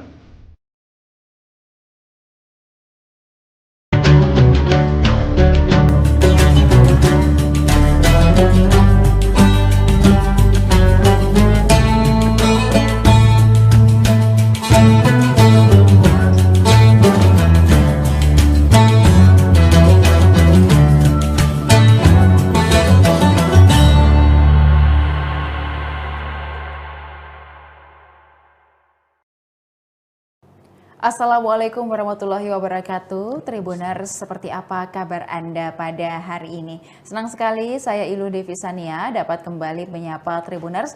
Kali ini dalam program Syiar Ramadan yang spesial akan selalu menemani Tribuners dalam menantikan waktu berbuka puasa. Dan Tribuners, tentunya hari ini kita kembali membahas tema yang begitu menarik dan juga relatable dengan kondisi sekarang yang tentunya banyak dibutuhkan informasinya kepada seluruh Tribuners. Dan tema kita pada hari ini adalah sedekah di tengah tekanan ekonomi, dan tema ini akan dibahas bersama dengan Pak Ustadz Kiai Haji Sabarudin LC yang sudah menemani kita di studio hari ini. Assalamualaikum Pak Ustadz. Waalaikumsalam warahmatullahi wabarakatuh. Baik, kabarnya seperti apa Pak? Alhamdulillah. Alhamdulillah baik, dan juga tentunya masih terus semangat menjalani ibadah puasa. Baik, nah tema kita pada hari ini adalah terkait dengan bersedekah di tengah tekanan ekonomi. Mungkin Pak Ustadz bisa disampaikan kepada Tribuners, ini mungkin bentuk skala prioritas ya Pak Ustadz ya. Mana yang harus kita utamakan? Apakah kita harus tetap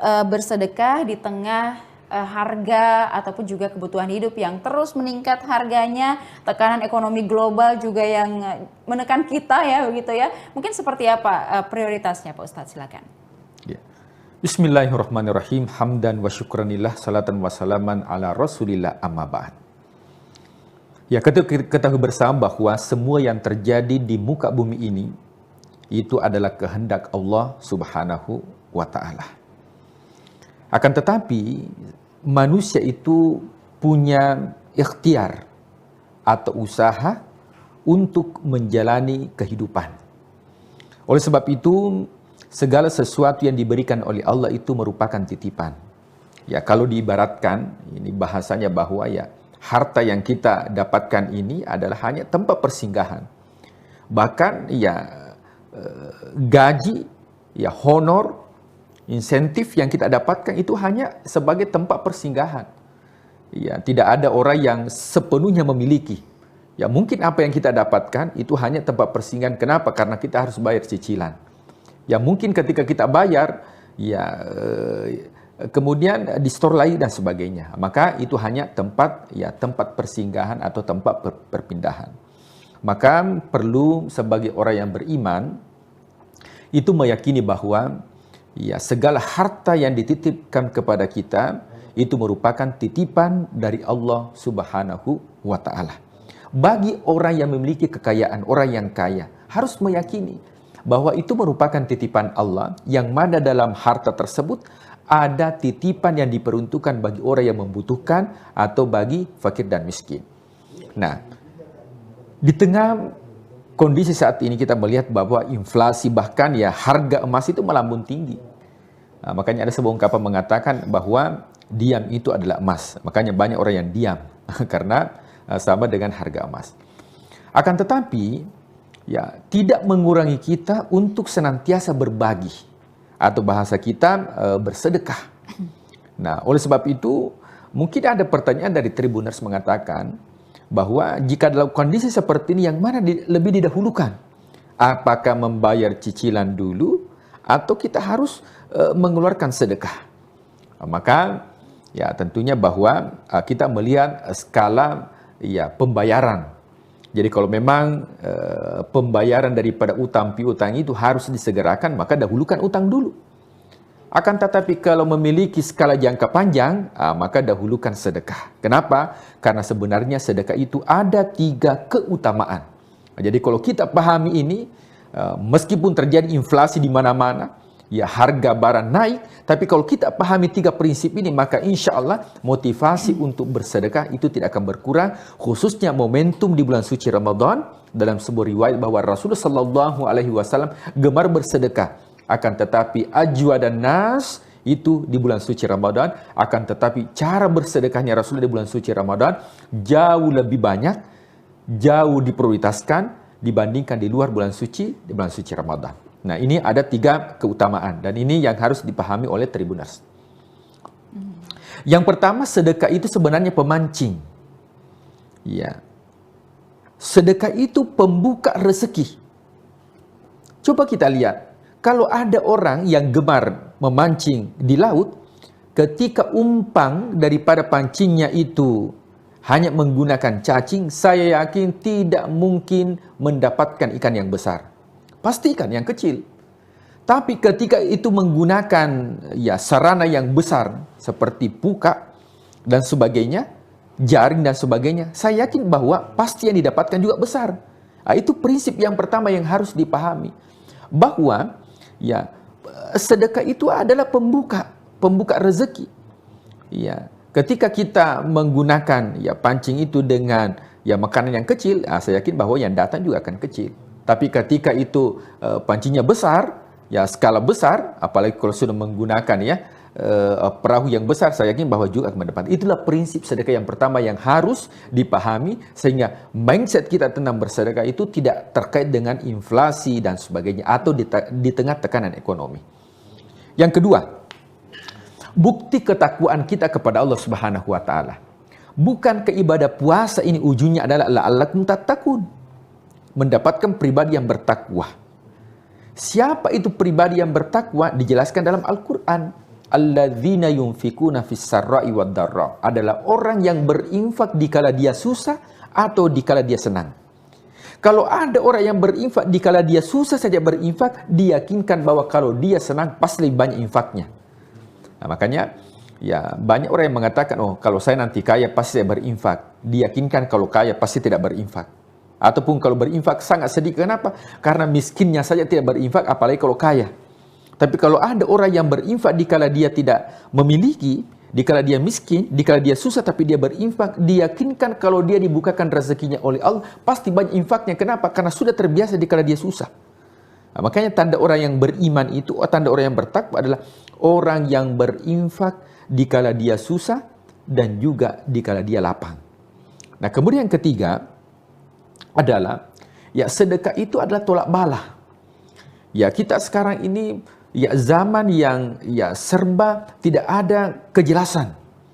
Ya, inflasi, harga barang naik, maka dengan memancing, dengan mengeluarkan sedekah, maka insya Allah bisa terhindar dari bala.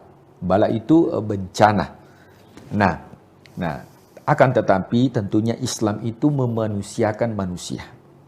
Jikapun kita tidak memiliki apa-apa, apakah kita masih bisa untuk berbuat atau masih bisa untuk bersedekah? Maka Islam memberikan solusi. Ya, karena memang ya Rasulullah SAW ya tentunya diangkat menjadi nabi dan rasul sebagai pribadi yang solutif. Ya, jadi menyelesaikan masalah tanpa masalah itu Rasulullah SAW. Nah, apa solusi yang pertama? Rasulullah mengatakan ibtisamuka fi wajihi akhika laka sadaqah. Ya, senyummu kepada saudaramu itu bagian daripada sedekah. Jadi tersenyum kepada sesama muslim, ya bahkan kepada orang yang tidak seagama dengan kita, itu bagian daripada sedekah. Jadi sedekah itu tidak selamanya identik dengan materi. Bahkan ini materi memasukkan kebahagiaan dalam diri ya seseorang. Ya, berkata dengan baik, pasti akan dia senang. Itu bagian daripada sedekah. Nah, kemudian selanjutnya adalah tenaga. Mungkin kita tidak bisa ya mengeluarkan materi, akan tetapi Allah menitipkan kepada kita ada kekuatan, ada tenaga. membersihkan kompleks, membersihkan masjid, mungkin gorong-gorong dan sebagainya, itu bagian daripada sedekah yang bisa kita lakukan. Nah, kemudian dengan ilmu, ya, mengajarkan ilmu. Mungkin kita tidak bisa memberikan materi, akan tetapi kita bisa mengajarkan ilmu, memberitahukan kebaikan dan sebagainya, itu juga dinilai sebagai sedekah. Kemudian yang terakhir adalah menyingkirkan sesuatu yang mengganggu. Ya, mungkin di jalanan, ya, ada dalam kondisi macet, kita mengatur. Jadi seperti tukang parkir itu bisa menjadi ladang sedekah. Mungkin tidak memberikan, ya, dalam bentuk materi, akan tapi ketika mampu untuk mengatur jalanan tidak macet, ya, ada mungkin batu yang kita singkirkan, itu bagian daripada sedekah dan itu bagian daripada keimanan. Nah, Rasulullah SAW mengatakan bahwa keimanan itu terdiri dari 70 pintu dan yang paling tinggi adalah kalimat la ilaha illallah dan yang paling rendah adalah menyingkirkan gangguan di jalanan. Nah, maka tentunya, ya, banyak hal yang bisa kita lakukan, bahwa sedekah itu bukan hanya identik dengan materi, akan tetapi juga immateri. Seperti kekuatan tutur kata yang baik memasukkan kebahagiaan dalam diri seorang, bertutur kata yang baik, kemudian membantu sesama, menyingkirkan hal-hal yang bisa mengganggu di jalanan, itu bagian daripada sedekah. Kemudian yang terakhir, kira-kira bagaimana tipsnya, ya, supaya kita betul-betul bisa bersedekah. Yang pertama adalah kita skala yang paling terkecil. Jadi kalau kita bersedekah itu memang, ya, tidak dituntut nanti banyak uang baru bersedekah. Bahkan ketika ada orang yang bersedekah, andai kata misalnya penghasilannya 100.000 per bulan, kalau dia bersedekah 10.000, berarti sudah mengeluarkan hartanya 10%. Berarti kalau 10% sama dengan orang yang memiliki uang 100 juta, harus dia keluarkan 1 juta baru sebanding dengan orang yang mengeluarkan 10.000 yang memiliki penghasilan hanya 100.000 per bulan. Kemudian yang kedua adalah memprioritaskan nafkah wajib. Jadi nafkah yang dikeluarkan ini, ya, itu juga bagian daripada sedekah.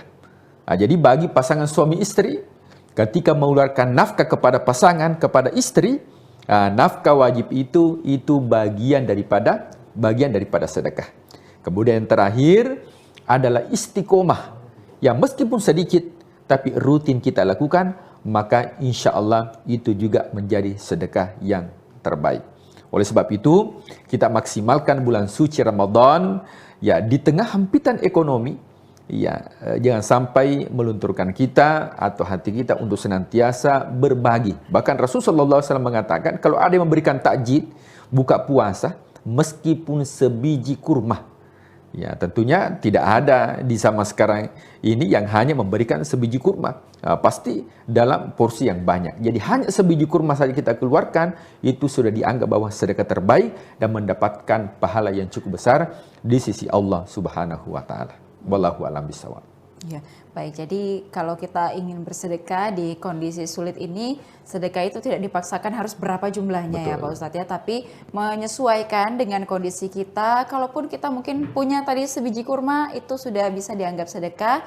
Dan kalau kita, yang penting adalah niatnya, ketulusan hatinya dalam memberi. Jangan mau karena dibilang Pak Ustadz ya, mau betul. Dibilang pamer, mau dibilang artinya punya banyak uang, kita memaksakan diri kita untuk bersedekah hanya supaya dipandang orang ini orang kaya gitu Pak Ustadz ya. Itulah yang menyusahkan diri kita sendiri dan artinya juga tidak ada manfaatnya bagi kita. Dan semoga kali ini dalam segmen ini bisa menjadi pencerahan bagi kita semua. Dan tentunya bisa menjalankan ibadah dengan lebih baik lagi. Dan kalau teman-teman mau bersedekah, mungkin boleh diperhatikan skala prioritasnya dan juga seperti apa kebutuhan yang kita semua butuhkan. Semoga ini bisa menjadi win-win solution begitu ya. Kita bisa memenuhi kebutuhan kita dan sembari kita juga bisa tetap melaksanakan sedekah di bulan suci Ramadan. Terima kasih Pak Ustadz sudah memberikan kita banyak sekali inspirasi pada hari ini. Dan juga tentunya terima kasih kepada seluruh Tribuners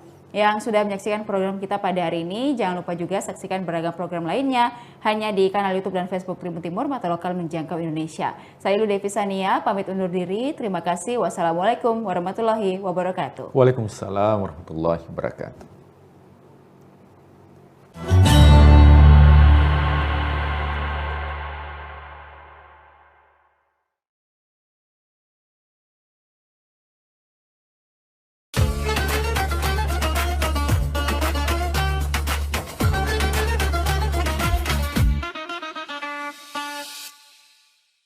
Assalamualaikum warahmatullahi wabarakatuh.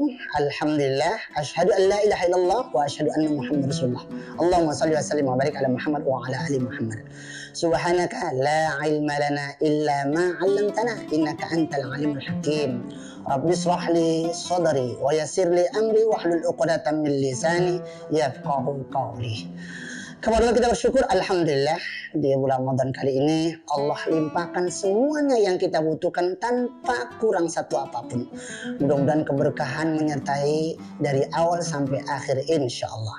Salawat dan salam kepada Nabi Muhammad SAW. Allahumma salli wa sallim wa barik ala Sayyidina Muhammad wa ala ali Sayyidina Muhammad. Mudah-mudahan berkah salawat, berkah Ramadan dicatat kita sebagai hamba Allah, umat Nabi Muhammad yang insya Allah akan mendapat syafaat di akhirat. Amin ya rabbal alamin. Penonton Tribun semuanya, pada Ramadan kali ini kita akan membahas sebuah tema yang agak sedikit ke anak mudaan lah, yaitu judulnya Nada Irama Ramadan. Ya, apa ini sih sebenarnya nada irama Ramadan?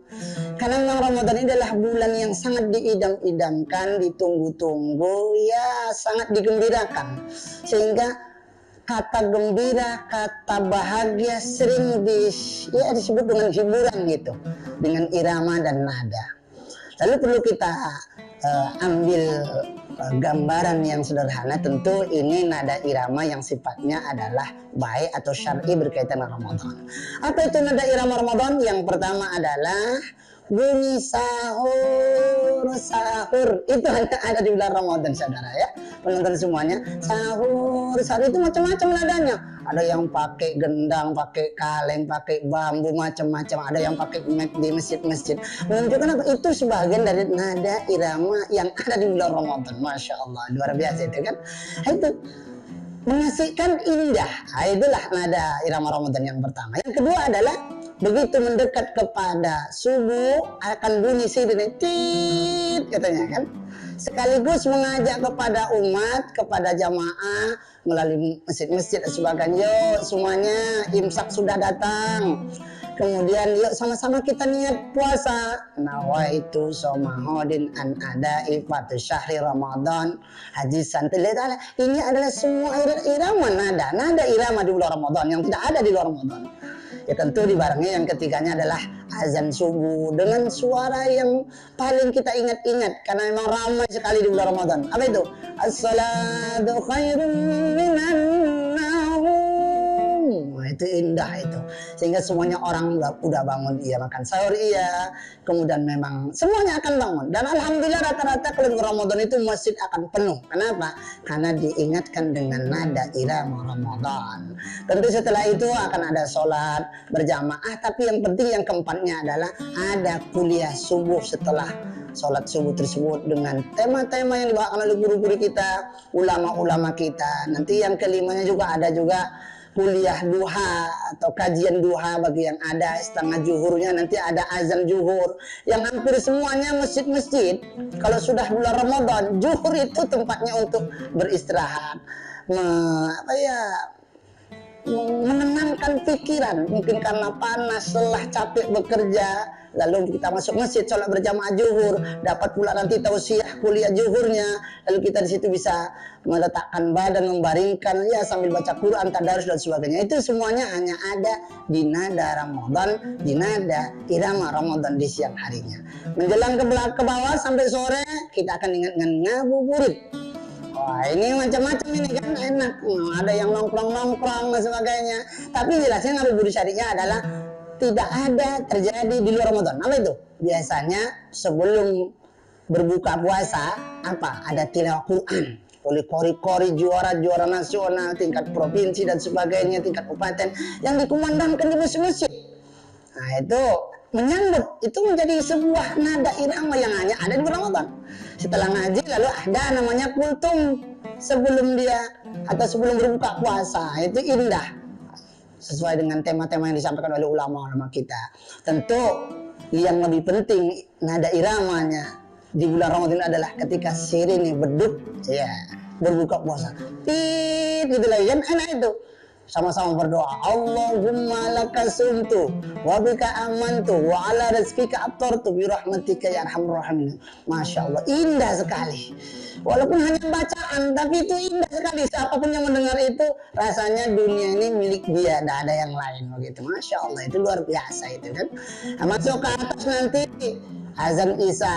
Yang paling penting di azan Isya itu sholat Isya. Setelah sholat Isya akan kita dengarlah pula nada irama di bulan Ramadan. Apa itu? Subhanal malikil ma'mud, subhanal malikil mawjud. Apa ini? Ajakan biasanya ini irama untuk mengantarkan kepada sholat tarawih qiyam Ramadan. Nah ini indah kan. Jadi nanti ada salawatnya, Allahumma sholli wa sallim wa barik ala sayyidina Muhammad. Nah itu kan Allahumma sholli wa sallim wa barik alaihi. Ini semuanya nada-nada irama yang ada hanya di bulan Ramadan. Diajak semua kita untuk itu, untuk qiyamul Ramadan. Nah, setelah itu ya mungkin setelah selesai sholat tarawih maka nada Ramadan yang mendekati akhir adalah tadarus. Malam hari kah, siang hari kah, masjid-masjid, surau-surau, langgar-langgar selalu riuh, indah, sahdu, menyejukkan, menenangkan. Lantunan Al-Quran dari anak-anak kecil, dari anak remaja, dari orang-orang tua, bahkan suara nenek-nenek, kakek-kakek yang ompong pun ngajinya itu enak iramanya kalau didengar di bulan Ramadan. Nah ini nada irama bulan Ramadan yang memang sangat kita rindukan dan selalu dikangen-kangenin setiap tahunnya.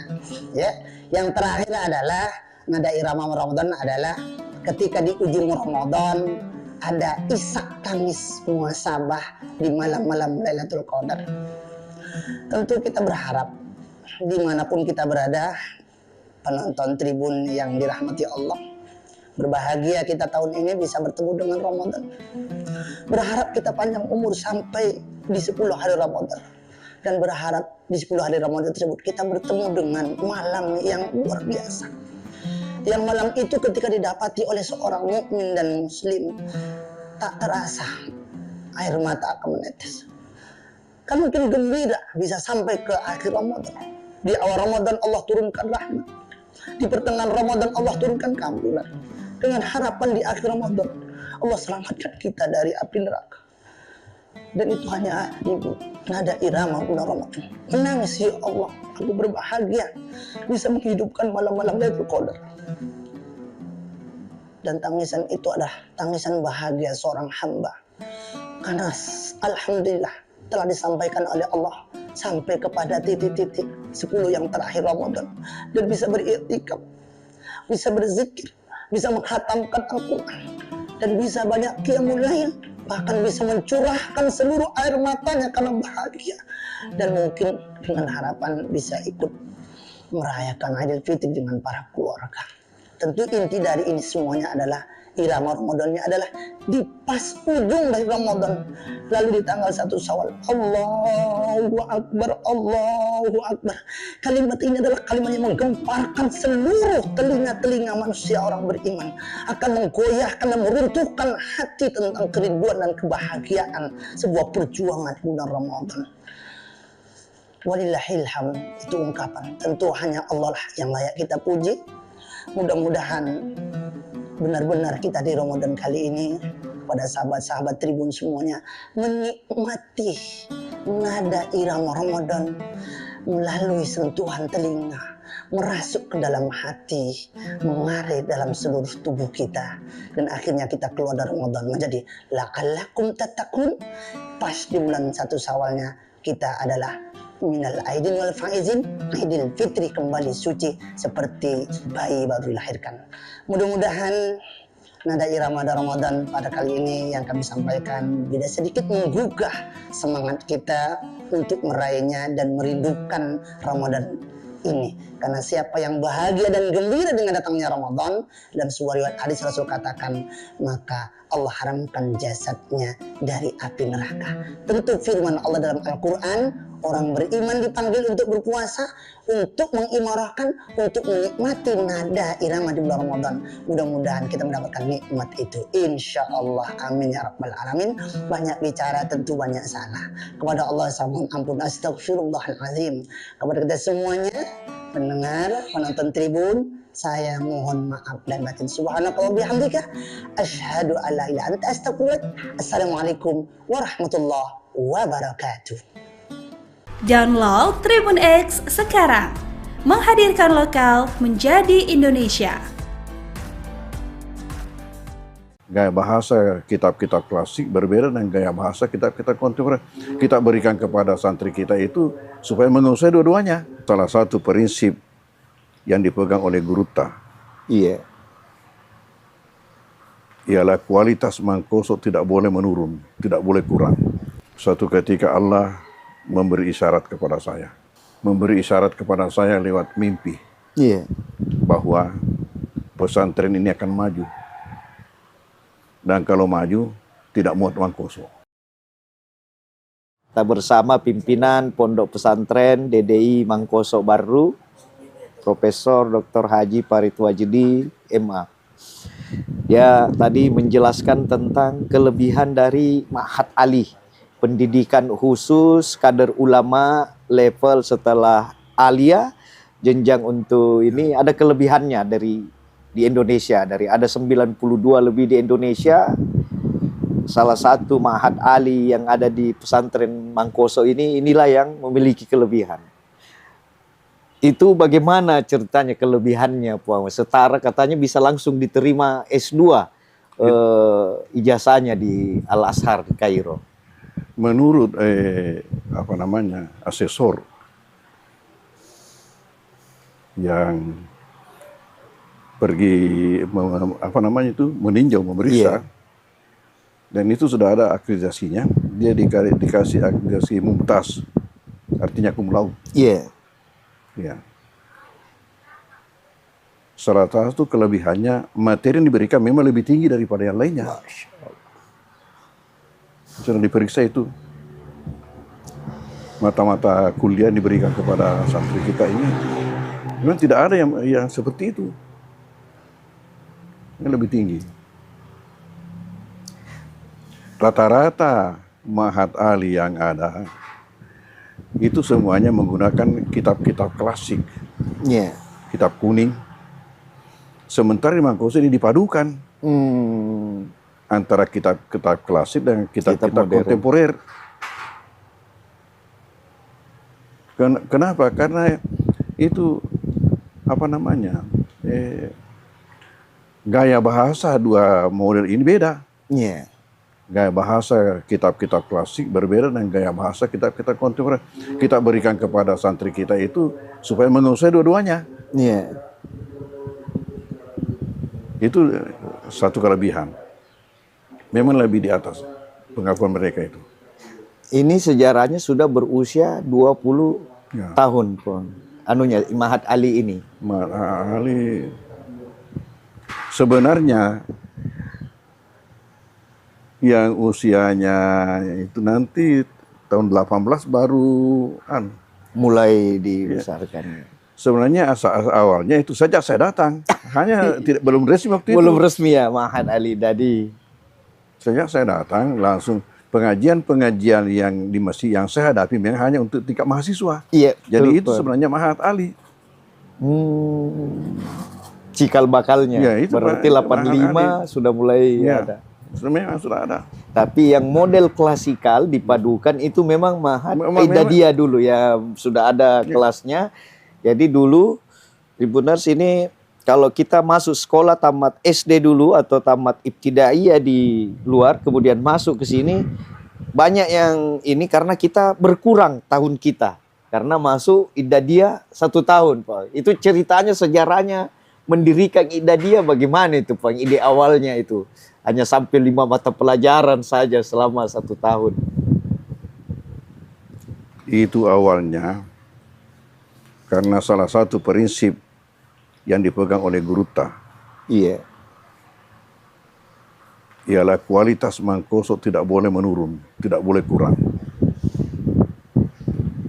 Sementara mata-mata pelajaran di Sanawiyah yang ini level SMP, Sanawiyah itu sudah membaca kitab kuning.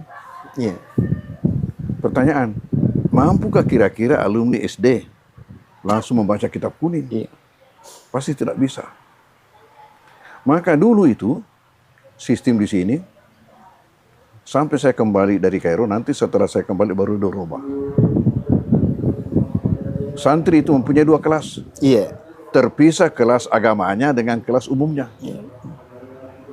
Terpisah. Kenapa? Karena dari SD otomatis untuk kelas umumnya masuk SMP. Tetapi agamanya masih di ibtidaiyah. Masih ibtidaiyah. Karena tidak bisa masuk Sanawiyah. Tidak. Jadi masuk di ibtidaiyah kelas 4, kelas 5, kelas 6. Jadi tamat SMP baru naik Sanawiyah. Jadi pincang. Ya. Selesai SD dan sederajat sudah masuk menengah pelajaran umum, tapi agamanya masih tingkat dasar. Tapi masih saya zaman saya kan 86 itu mulai 85 mulai. Itu ijazah masih 2 ya di sini. Antara ada ijazah dari Sanawiyah dulu, ada ijazah dari kan masih ada kelas lama itu. Masih ada kelas lama kan, ini gagasan baru. Nanti ada tahun 85. Itu saya pikirkan. Saya pikirkan bagaimana sehingga santri masuk di Mangkoso hanya 1 kelas tapi dua-dua sederajat. Itulah melahirkan konsep Idadiyah. Bagaimana yang semestinya 3 tahun belajar di ibtidaiyah baru masuk Sanawiyah, bagaimana sehingga hanya 1 tahun. Saya ini jadi waktu itu kita bisa masuk MAPK karena ada ijazah Sanawiyah. Andai kan ijazah Idadiyah, denalai. Tapi itu sudah dipikirkan sejak ada di Mesir, sebelum pulang itu. Sebelum pulang. Nanti saya akan terapkan nanti kalau kembali nih. Jadi awalnya dulu itu alot juga itu diskusi dengan Gurutta. Baru diterima. Karena itu ada pandang mengatakan dirugikan anak-anak 1 tahun. Betul. Di mana teman-temannya sudah naik kelas 2 baru dia masuk kelas 1. Betul. Tapi prinsip saya katakan pertama tidak rugi. Yang rugi itu kalau tidak belajar. Kalau orang belajar tidak rugi. Kemudian kedua, andai kata pun dikatakan rugi, tidak apa-apa rugi 1 tahun, tapi dia akan menang seumur hidup. Masya Allah. Itu prinsip. Nanti ini hasilnya nanti dia dilihat setelah selesai nanti. Jadi banyak itu waktu masih apa ini apa ini memokok. Tapi setelah nanti ke atas dia ada rupanya begini. Huwa humahum hiya humahunna. Alfiyah Itu banyak begini. Nah, pernah suatu ketika terhenti itu. Terhenti. Tahu-tahu apa yang terjadi? Ini alumni sampai angkatan kamu itu. Memprotes. Tapau TV mengindah Pong. Kita ini jadi manusia karena Idadiyah. Itu yang saya katakan. Asli itu katakan. Walau andai kata dikatakan rugi 1 tahun, tidak apa-apa. Tapi dia akan mengenang seumur hidup. Nanti dia lihat. Kalamun al-lapsul mufidu kastaqim. Betul. Itulah. Ternyata menjadi inceran ini sekarang. Tapi itulah memang modernisasi awal Mangkoso model memadukan model klasikal dan model duduk bersila di Masjid 85 kita pulang dari Mesir itu angkatan pertama.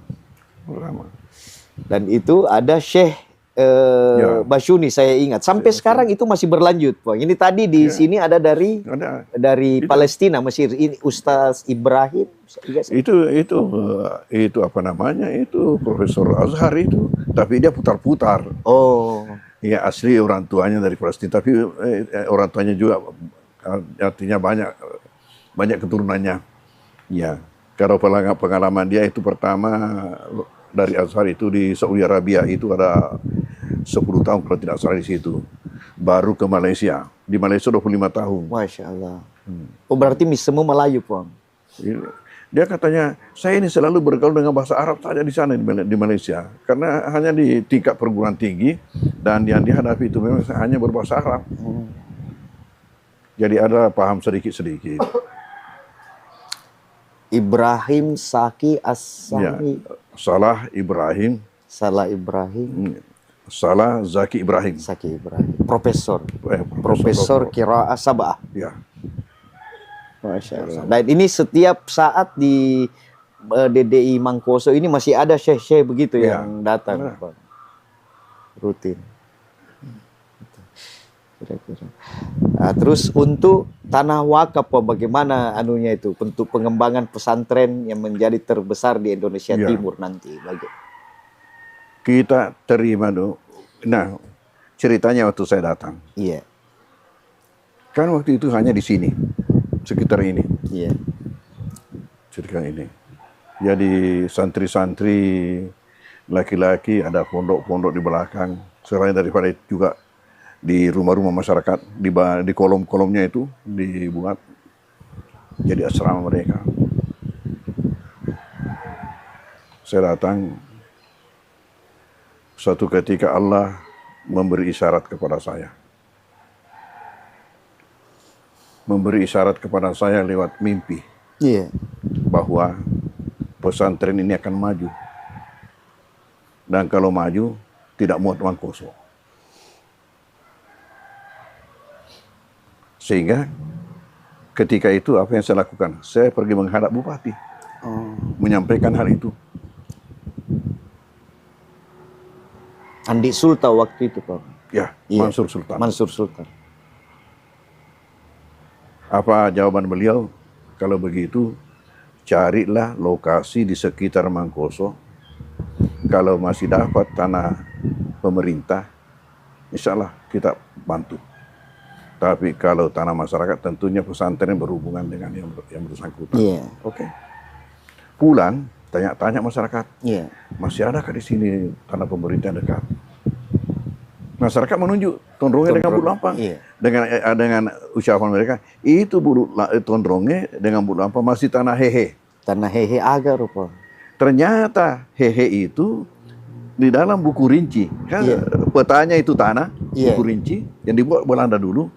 Tanah pemerintah ditulis di situ GG. Kodenya GG. Tapi orang Belanda menyebut G itu dengan he. Jadi orang Belanda mengatakan tanah hehe. Masyarakat kita ikut tanah hehe. Karena gaya Belanda, bahasa Belanda itu H itu G itu seperti tehel. Tulisannya tegel. Tegel. Iya. Maka datangnya oke tehele. Oh, itu sejarahnya. Dan mimpi itu apa, Pak, anunya kalau bisa? Ada. Yang itu tarik maknanya. Lalu saya buatkan permohonan yang sekarang namanya apa itu proposal. Kalau itu pasti proposal. Masukkan permohonan, minta itu 1, kemudian 2, kemudian 3 sambungannya Tondronge ke atas, paceke.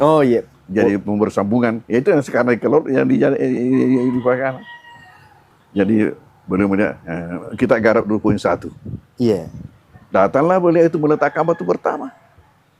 Pak Mansur. Datanglah meletakkan batu pertama bersama-sama dengan pejabat-pejabat baru. Dan itu ada peristiwa ketika itu, ya unik juga.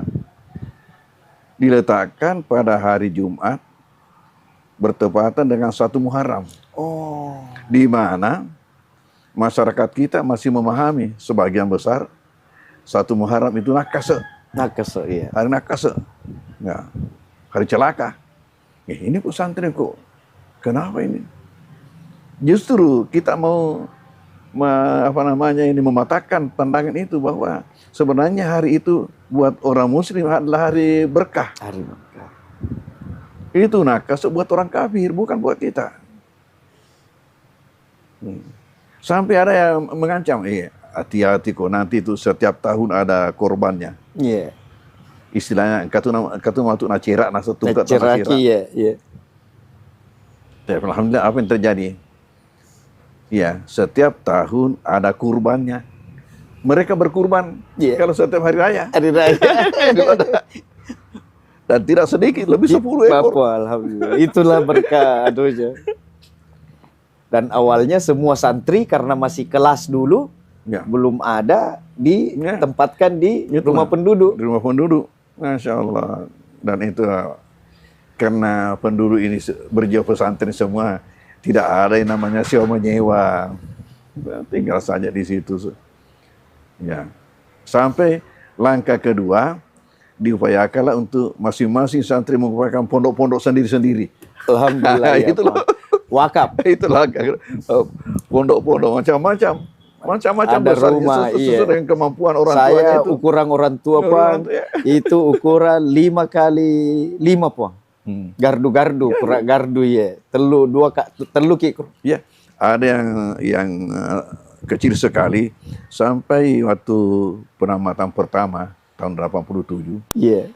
Di Tondronge ada tamu masuk di salah satu pondok santri itu, kan dikiranya WC.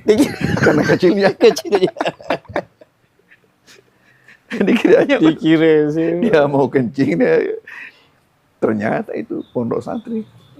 Ya, itu langkah kedua. Langkah ketiga, bagaimana pondok-pondok ini disatukan menjadi menjadi asrama besar. Iya.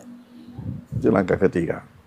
Nah, langkah keempat sudah membuat sendirian asrama. Ya, kemudian sesudah itu prosesnya membangun dengan bangunan permanen. Jadi sekarang setiap membangun sudah berapa tahun ini selalu permanen.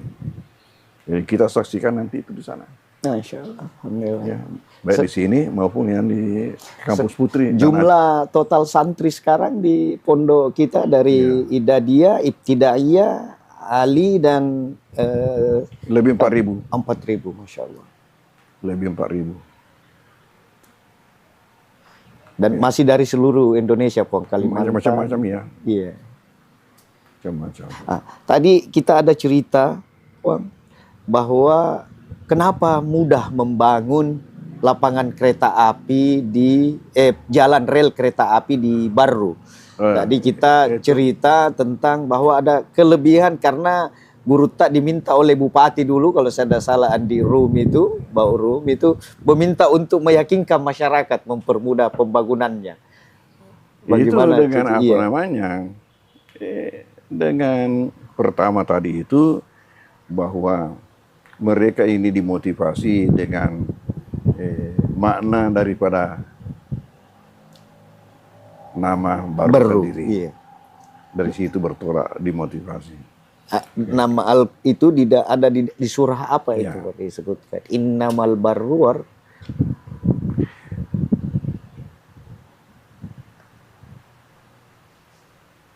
Ada ayatnya bahwa itulah yang kita pakai untuk meyakinkan masyarakat. Kalau tidak salah surah At-Tur 28.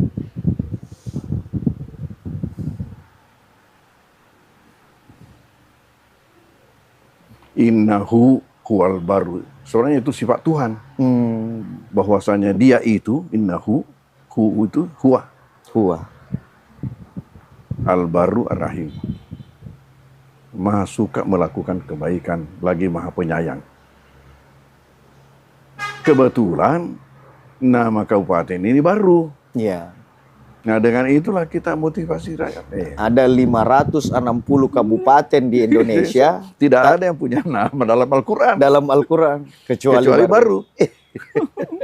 Itulah. Dan kebetulan namanya bagus, artinya bagus. Artinya bagus. Nah, dengan itulah dijadikan kesempatan untuk memotivasi masyarakat. Alhamdulillah jalan rel lebih cepat. Cepat. Ya itu dimulainya dulu pelebaran jalan. Oh, dimulai di situ dulu. Waktu pelebaran jalan. Iya, gara-gara pelebaran jalan itu, coba bayangkan. Kalau Anda punya tanah, ya hanya 1 meter, katakanlah kali 9 meter atau berapa, jadinya nanti itu, lihat nanti jadinya berapa. Dari Tuhan. Kenapa? Karena itu adalah suatu amal yang tidak putus, dia punya pahala sampai dunia kiamat. Siapa yang bisa hitung? Makanya dengan itu juga saya tempoh hari waktu datang Pak Amin Sam Iya. untuk meletakkan batu pertama kita punya aula, Iya. gitu. Saya sampaikan dengan itu. Masya Allah. Terus itu. Nah, Terus, akhirnya jadilah jalanan di Baru ini paling cepat selesai pelebarannya. iya. Di mana panjang jalan di Baru itu lebih panjang daripada Marus dan Pangkep. Iya. 80 kilo lebih, Po. 87 kilo lebih. Nah, karena itu pula maka pemerintah menjadikan sempana atau dalam bahasa kita itu senu-senuang. Iya. Itu doa dalam bentuk simbol-simbol. Menjadi baru dicanangkan itu kereta api. Kereta api, oh, senu-senungan. Senu-senungan. Itu di depanan anunya Boswa itu. Ya. Di Garongko, Puang. Bukan di Garongko, di sana ya, Allahumma sholli alaihi wasallam. Dan Garongko Di Berumuk di kota. di pinggir jalan. Oh. Di pinggir jalan. Ya. Siaung. Oh. Siaung. Ya. Salah berhadapan dengan anunya itu Boswa. Ya. Dengan pelabuhannya Boswa. Nah, pelabuhannya Boswa di kiri, itu di kanan, di pinggir gunung. Di situ pencanangan kereta api. Kita lagi berada di kediaman pimpinan pondok Guru Wajidi. Tadi sudah melakukan wawancara sedikit tentang sejarah Aidadi dan Ma'had Ali. Insyaallah semoga berkah, Puan. Terima kasih banyak atas kesempatannya. Download Tribun X sekarang. Menghadirkan lokal menjadi Indonesia.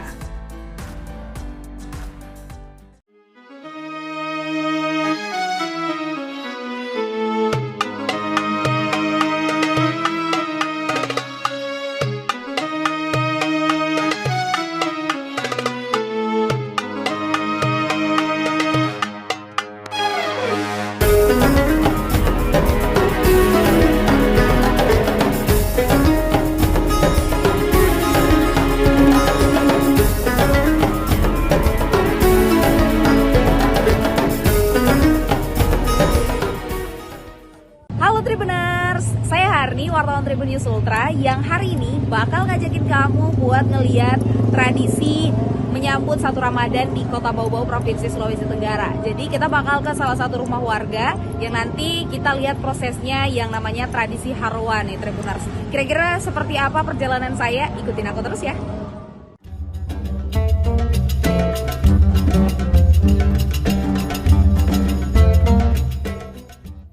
Inilah tradisi Harwa sambut Ramadan 2026 ala masyarakat Buton di Kota Bau-Bau, Provinsi Sulawesi Tenggara.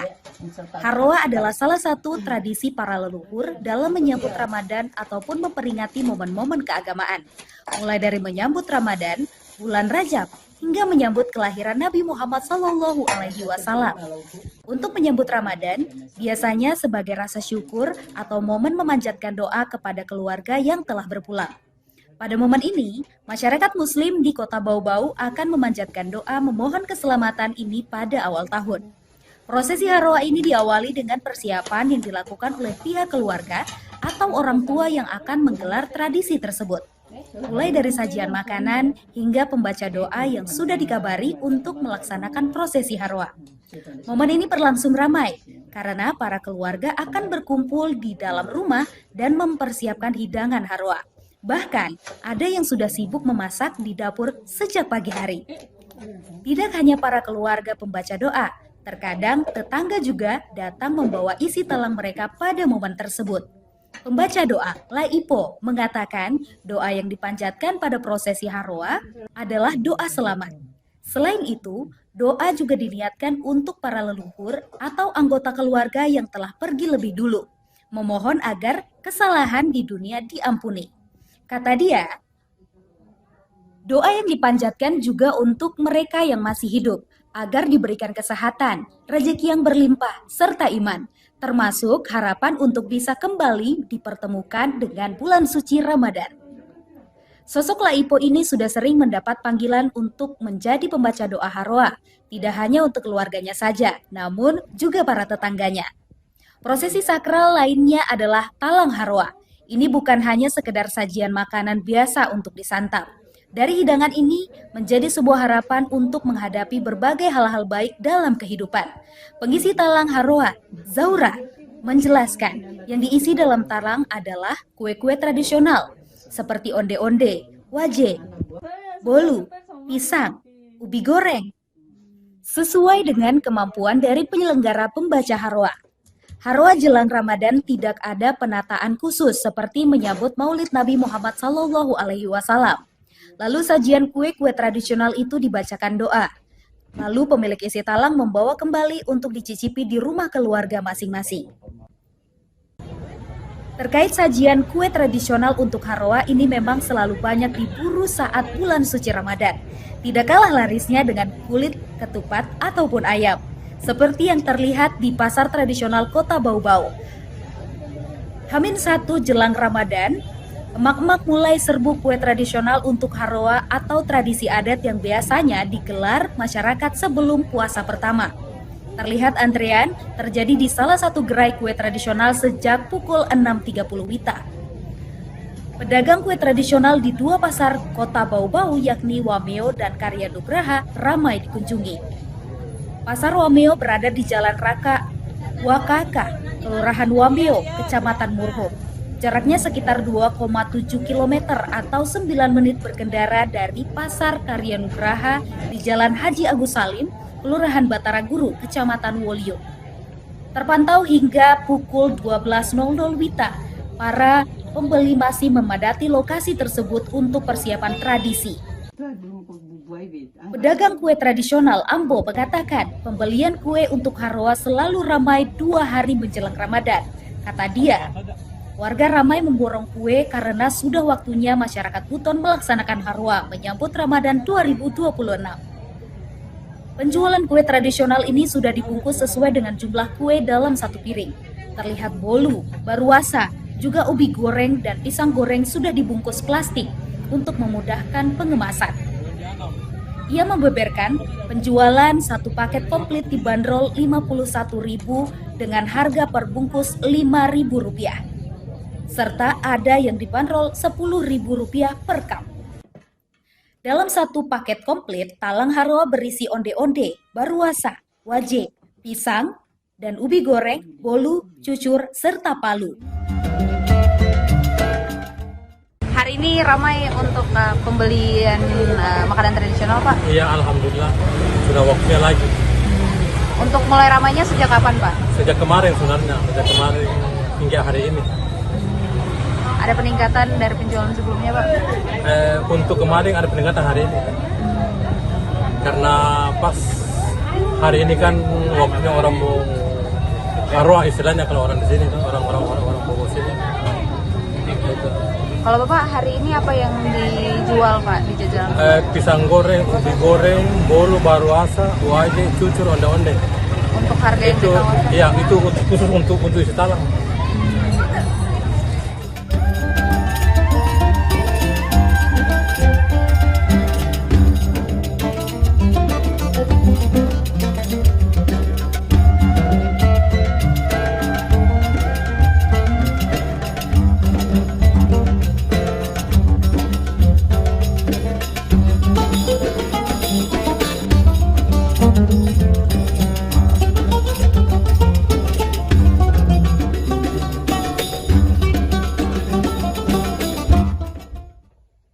Oke Tribuners, kita sampai di penghujung perjalanan kita pada malam hari ini dan tadi kita sudah saksikan prosesi Haroa sambut 1 Ramadan di masyarakat Kota Bau-Bau, terkhusus di masyarakat Buton ya. Dan memang seru banget ya dan nostalgia karena memang saya juga tumbuh di antara masyarakat Buton karena memang tumbuh besar di Kota Bau-Bau dan saya berharap ini akan terus lestari ya Tribuners. Dan masih banyak lagi tradisi-tradisi di masyarakat Buton selama Ramadan ini dan tentunya akan kita ulik bersama dan makanya itu jangan sampai melewatkan Tribun Travel selanjutnya. Download Tribun X sekarang, menghadirkan lokal menjadi Indonesia.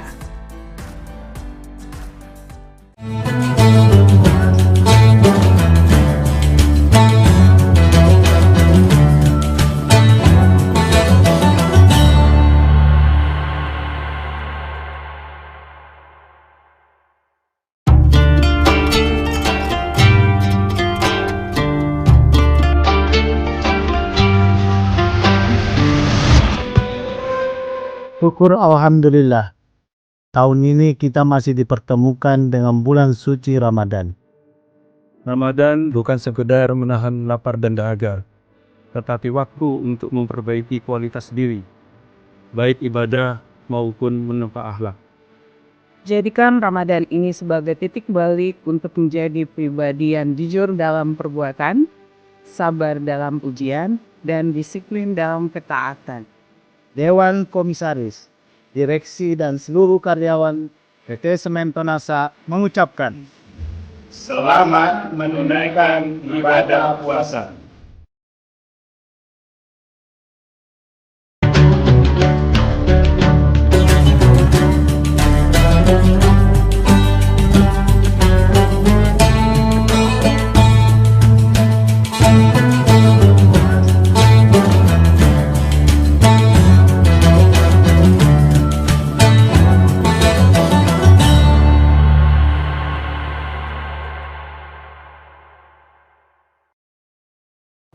Assalamualaikum warahmatullahi wabarakatuh. Tribuners, seperti apa kabar Anda pada hari ini? Senang sekali saya Ilu Devisania dapat kembali menyapa Tribuners. Kali ini dalam program Syiar Ramadan yang spesial akan selalu menemani Tribuners dalam menantikan waktu berbuka puasa. Dan Tribuners, tentunya hari ini kita kembali membahas tema yang begitu menarik dan juga relatable dengan kondisi sekarang yang tentunya banyak dibutuhkan informasinya kepada seluruh Tribuners. Dan tema kita pada hari ini adalah sedekah di tengah tekanan ekonomi, dan tema ini akan dibahas bersama dengan Pak Ustadz Kiai Haji Sabarudin LC yang sudah menemani kita di studio hari ini. Assalamualaikum Pak Ustadz. Waalaikumsalam warahmatullahi wabarakatuh. Baik, kabarnya seperti apa Pak? Alhamdulillah. Alhamdulillah baik, dan juga tentunya masih terus semangat menjalani ibadah puasa.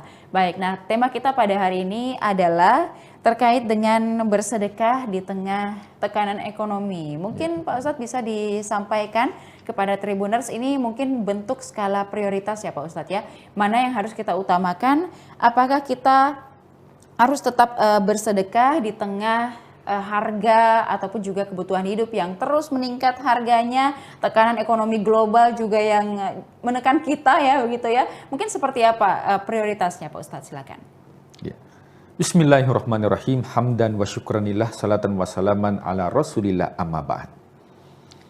Ya, kita ketahui bersama bahwa semua yang terjadi di muka bumi ini itu adalah kehendak Allah Subhanahu wa ta'ala. Akan tetapi manusia itu punya ikhtiar atau usaha untuk menjalani kehidupan. Oleh sebab itu, segala sesuatu yang diberikan oleh Allah itu merupakan titipan. Ya, kalau diibaratkan, ini bahasanya bahwa ya harta yang kita dapatkan ini adalah hanya tempat persinggahan. Bahkan ya gaji, ya honor, insentif yang kita dapatkan itu hanya sebagai tempat persinggahan. Ya, tidak ada orang yang sepenuhnya memiliki. Ya, mungkin apa yang kita dapatkan itu hanya tempat persinggahan. Kenapa? Karena kita harus bayar cicilan. Ya, mungkin ketika kita bayar, ya kemudian di store lain dan sebagainya. Maka itu hanya tempat persinggahan atau tempat perpindahan. Maka perlu sebagai orang yang beriman itu meyakini bahwa ya segala harta yang dititipkan kepada kita itu merupakan titipan dari Allah Subhanahu wa ta'ala. Bagi orang yang memiliki kekayaan, orang yang kaya harus meyakini bahwa itu merupakan titipan Allah, yang mana dalam harta tersebut ada titipan yang diperuntukkan bagi orang yang membutuhkan atau bagi fakir dan miskin. Nah, di tengah kondisi saat ini kita melihat bahwa inflasi, bahkan ya harga emas itu melambung tinggi. Nah, makanya ada sebuah ungkapan mengatakan bahwa diam itu adalah emas. Makanya banyak orang yang diam karena sama dengan harga emas. Akan tetapi ya tidak mengurangi kita untuk senantiasa berbagi atau bahasa kita bersedekah. Nah, oleh sebab itu mungkin ada pertanyaan dari Tribuners mengatakan bahwa jika dalam kondisi seperti ini yang mana lebih didahulukan? Apakah membayar cicilan dulu atau kita harus mengeluarkan sedekah? Maka ya tentunya bahwa kita melihat skala ya pembayaran. Jadi kalau memang pembayaran daripada utang piutang itu harus disegerakan, maka dahulukan utang dulu. Akan tetapi kalau memiliki skala jangka panjang, maka dahulukan sedekah. Kenapa? Karena sebenarnya sedekah itu ada 3 keutamaan. Jadi kalau kita pahami ini, meskipun terjadi inflasi di mana-mana, ya harga barang naik, tapi kalau kita pahami 3 prinsip ini, maka insya Allah motivasi untuk bersedekah itu tidak akan berkurang, khususnya momentum di bulan suci Ramadan. Dalam sebuah riwayat bahwa Rasulullah SAW gemar bersedekah, akan tetapi ajwa dan nas itu di bulan suci Ramadan, akan tetapi cara bersedekahnya Rasulullah di bulan suci Ramadan jauh lebih banyak, jauh diprioritaskan dibandingkan di luar bulan suci, di bulan suci Ramadan. Nah, ini ada 3 keutamaan dan ini yang harus dipahami oleh Tribuners. Yang pertama, sedekah itu sebenarnya pemancing. Ya. Sedekah itu pembuka rezeki. Coba kita lihat, kalau ada orang yang gemar memancing di laut, ketika umpan daripada pancingnya itu hanya menggunakan cacing, saya yakin tidak mungkin mendapatkan ikan yang besar. Pasti ikan yang kecil. Tapi ketika itu menggunakan sarana yang besar seperti puka dan sebagainya, jaring dan sebagainya, saya yakin bahwa pasti yang didapatkan juga besar. Itu prinsip yang pertama yang harus dipahami. Bahwa sedekah itu adalah pembuka rezeki. Ya, ketika kita menggunakan pancing itu dengan makanan yang kecil, saya yakin bahwa yang datang juga akan kecil. Tapi ketika itu pancingnya besar, skala besar, apalagi kalau sudah menggunakan perahu yang besar, saya yakin bahwa juga akan mendapat. Itulah prinsip sedekah yang pertama yang harus dipahami, sehingga mindset kita tentang bersedekah itu tidak terkait dengan inflasi dan sebagainya, atau di tengah tekanan ekonomi. Yang kedua, bukti ketakwaan kita kepada Allah Subhanahu wa Ta'ala. Bukankah ibadah puasa ini ujungnya adalah la'allakum tattaqun, mendapatkan pribadi yang bertakwa. Siapa itu pribadi yang bertakwa? Dijelaskan dalam Al-Quran. Alladzina yunfikuna fis sarra'i wad dharra, adalah orang yang berinfak dikala dia susah atau dikala dia senang. Kalau ada orang yang berinfak dikala dia susah saja berinfak, diyakinkan bahwa kalau dia senang pasti lebih banyak infaknya. Nah, makanya banyak orang yang mengatakan, kalau saya nanti kaya pasti saya berinfak. Diyakinkan kalau kaya pasti tidak berinfak. Ataupun kalau berinfak sangat sedikit. Kenapa? Karena miskinnya saja tidak berinfak, apalagi kalau kaya. Tapi kalau ada orang yang berinfak dikala dia tidak memiliki, dikala dia miskin, dikala dia susah tapi dia berinfak, diyakinkan kalau dia dibukakan rezekinya oleh Allah, pasti banyak infaknya. Kenapa? Karena sudah terbiasa dikala dia susah. Nah, makanya tanda orang yang beriman itu, tanda orang yang bertakwa adalah orang yang berinfak dikala dia susah dan juga dikala dia lapang. Nah, kemudian yang ketiga adalah sedekah itu adalah tolak bala. Kita sekarang ini zaman yang serba tidak ada kejelasan.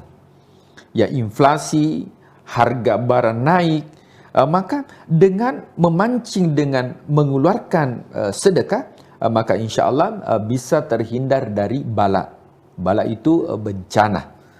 Nah, akan tetapi tentunya Islam itu memanusiakan manusia. Jikapun kita tidak memiliki apa-apa, apakah kita masih bisa untuk berbuat atau masih bisa untuk bersedekah? Maka Islam memberikan solusi. Karena memang Rasulullah SAW tentunya diangkat menjadi nabi dan rasul sebagai pribadi yang solutif. Jadi menyelesaikan masalah tanpa masalah itu Rasulullah SAW. Nah, apa solusi yang pertama? Rasulullah mengatakan, ibtisamuka fi wajihi akhika laka sodakah. Senyummu kepada saudaramu itu bagian daripada sedekah.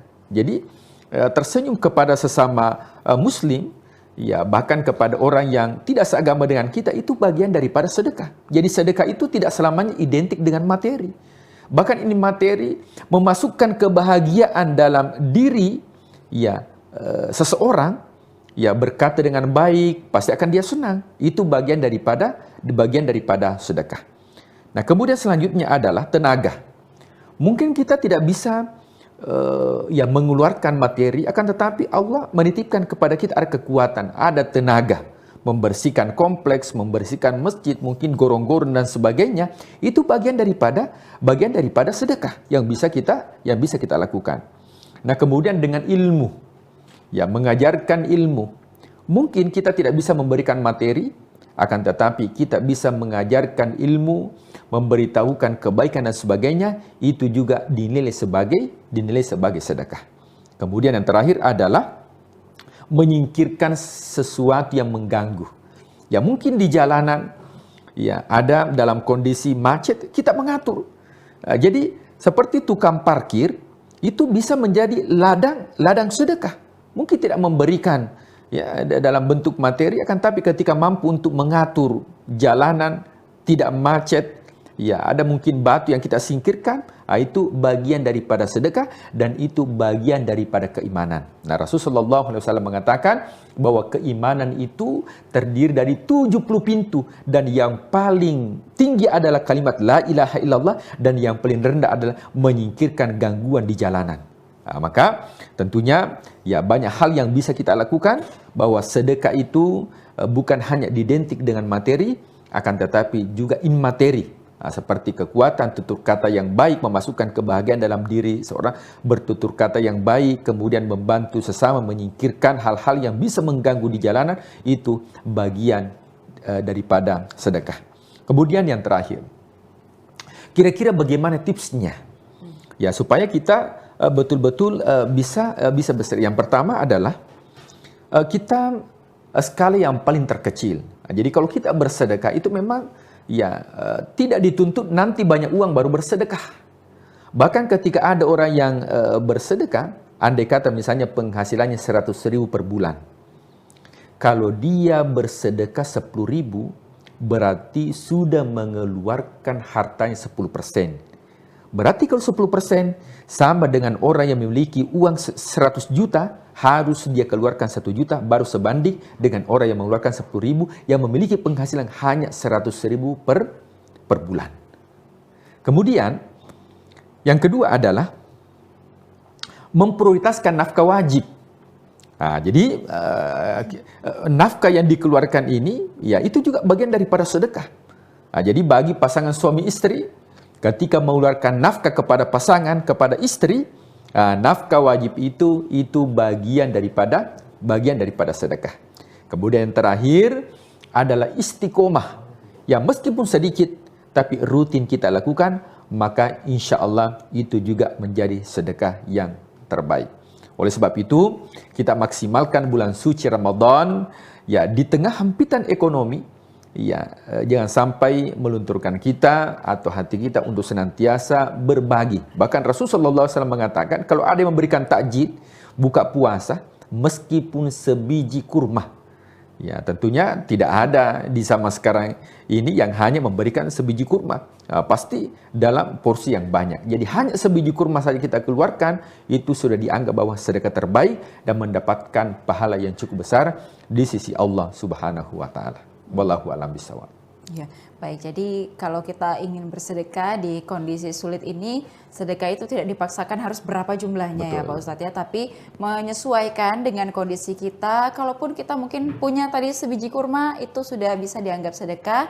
Dan kalau kita, yang penting adalah niatnya, ketulusan hatinya dalam memberi. Jangan mau karena dibilang Pak Ustadz ya, mau betul. Dibilang pamer, mau dibilang artinya punya banyak uang, kita memaksakan diri kita untuk bersedekah hanya supaya dipandang orang ini orang kaya gitu Pak Ustadz ya. Itulah yang menyusahkan diri kita sendiri dan artinya juga tidak ada manfaatnya bagi kita. Dan semoga kali ini dalam segmen ini bisa menjadi pencerahan bagi kita semua dan tentunya bisa menjalankan ibadah dengan lebih baik lagi. Dan kalau teman-teman mau bersedekah, mungkin boleh diperhatikan skala prioritasnya dan juga seperti apa kebutuhan yang kita semua butuhkan. Semoga ini bisa menjadi win-win solution begitu ya. Kita bisa memenuhi kebutuhan kita dan sembari kita juga bisa tetap melaksanakan sedekah di bulan suci Ramadan. Terima kasih Pak Ustadz sudah memberikan kita banyak sekali inspirasi pada hari ini dan juga tentunya terima kasih kepada seluruh Tribuners yang sudah menyaksikan program kita pada hari ini. Jangan lupa juga saksikan beragam program lainnya hanya di kanal YouTube dan Facebook Tribun Timur, Mata Lokal Menjangkau Indonesia. Saya Ilu Devi Sania, pamit undur diri. Terima kasih. Wassalamualaikum warahmatullahi wabarakatuh. Waalaikumsalam warahmatullahi wabarakatuh.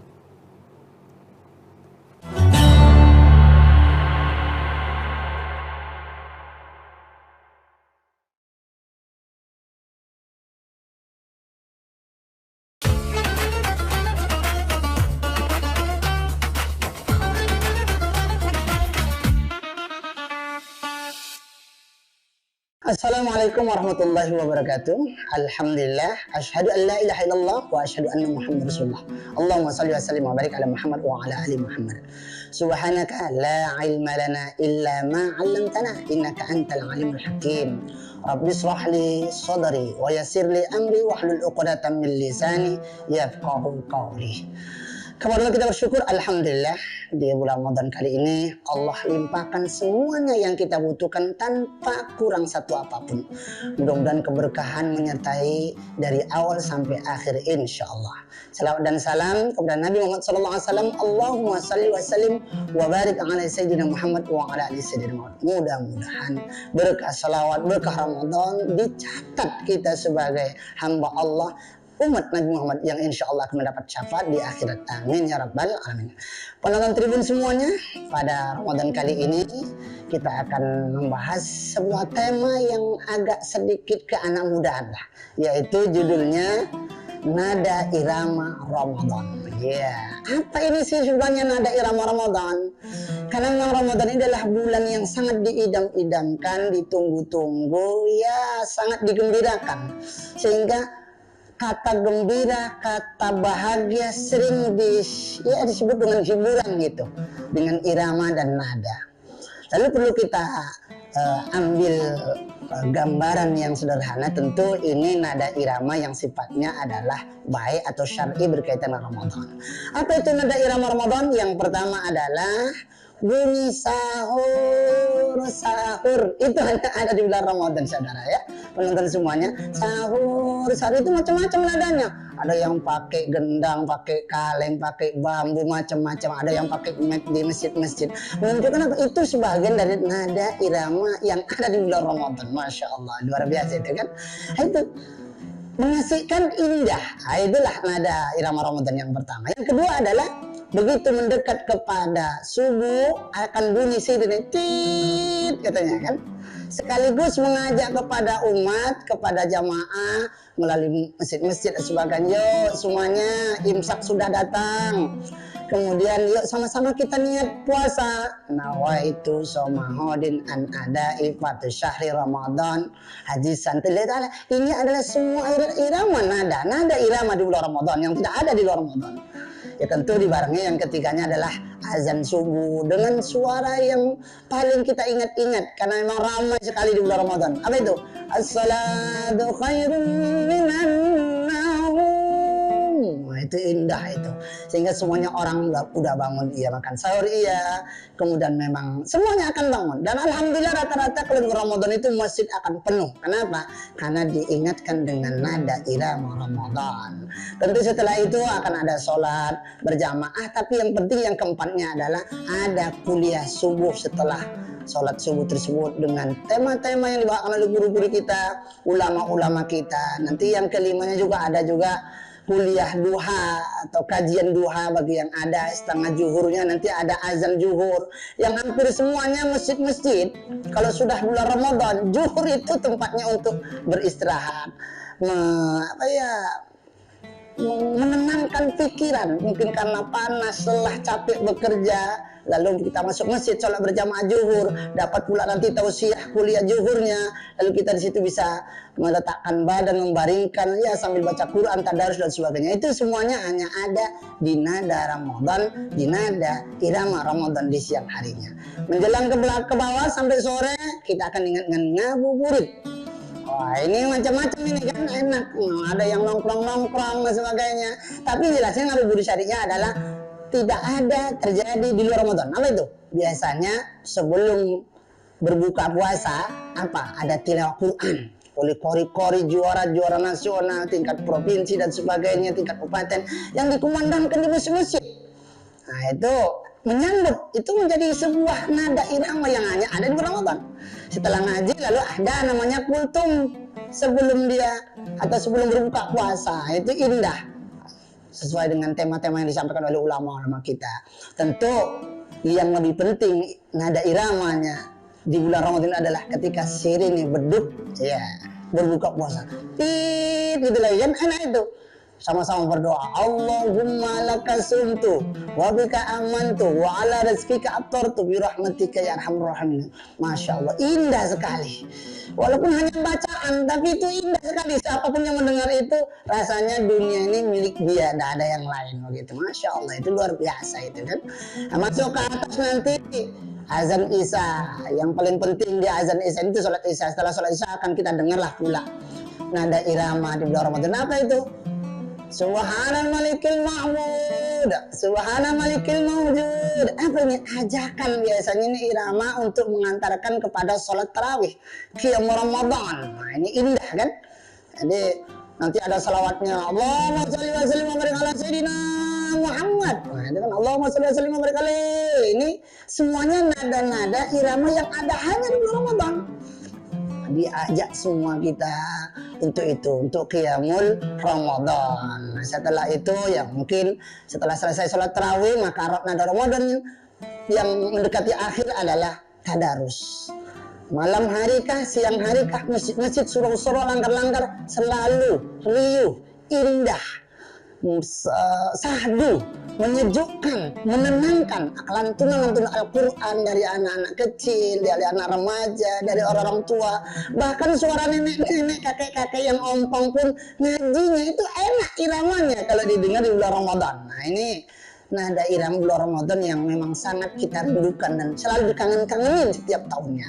Ya, yang terakhir adalah nada irama Ramadan adalah ketika di ujung Ramadan ada isak tangis muhasabah di malam-malam Lailatul Qadar. Tentu kita berharap dimanapun kita berada, penonton tribun yang dirahmati Allah, berbahagia kita tahun ini bisa bertemu dengan Ramadan. Berharap kita panjang umur sampai di 10 hari Ramadan. Dan berharap di 10 hari Ramadan tersebut kita bertemu dengan malam yang luar biasa. Yang malam itu ketika didapati oleh seorang mukmin dan muslim, tak terasa air mata akan menetes.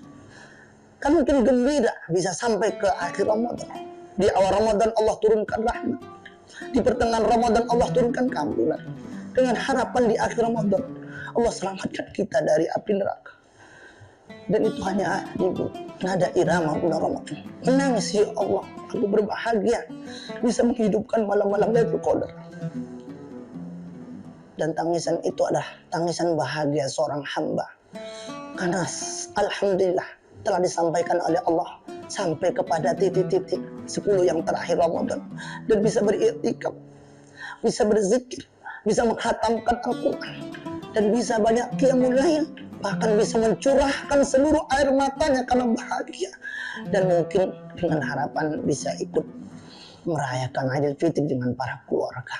Tentu inti dari ini semuanya adalah irama Ramadannya adalah di pas ujung dari Ramadan, lalu di tanggal 1 Syawal, Allahu Akbar, Allahu Akbar.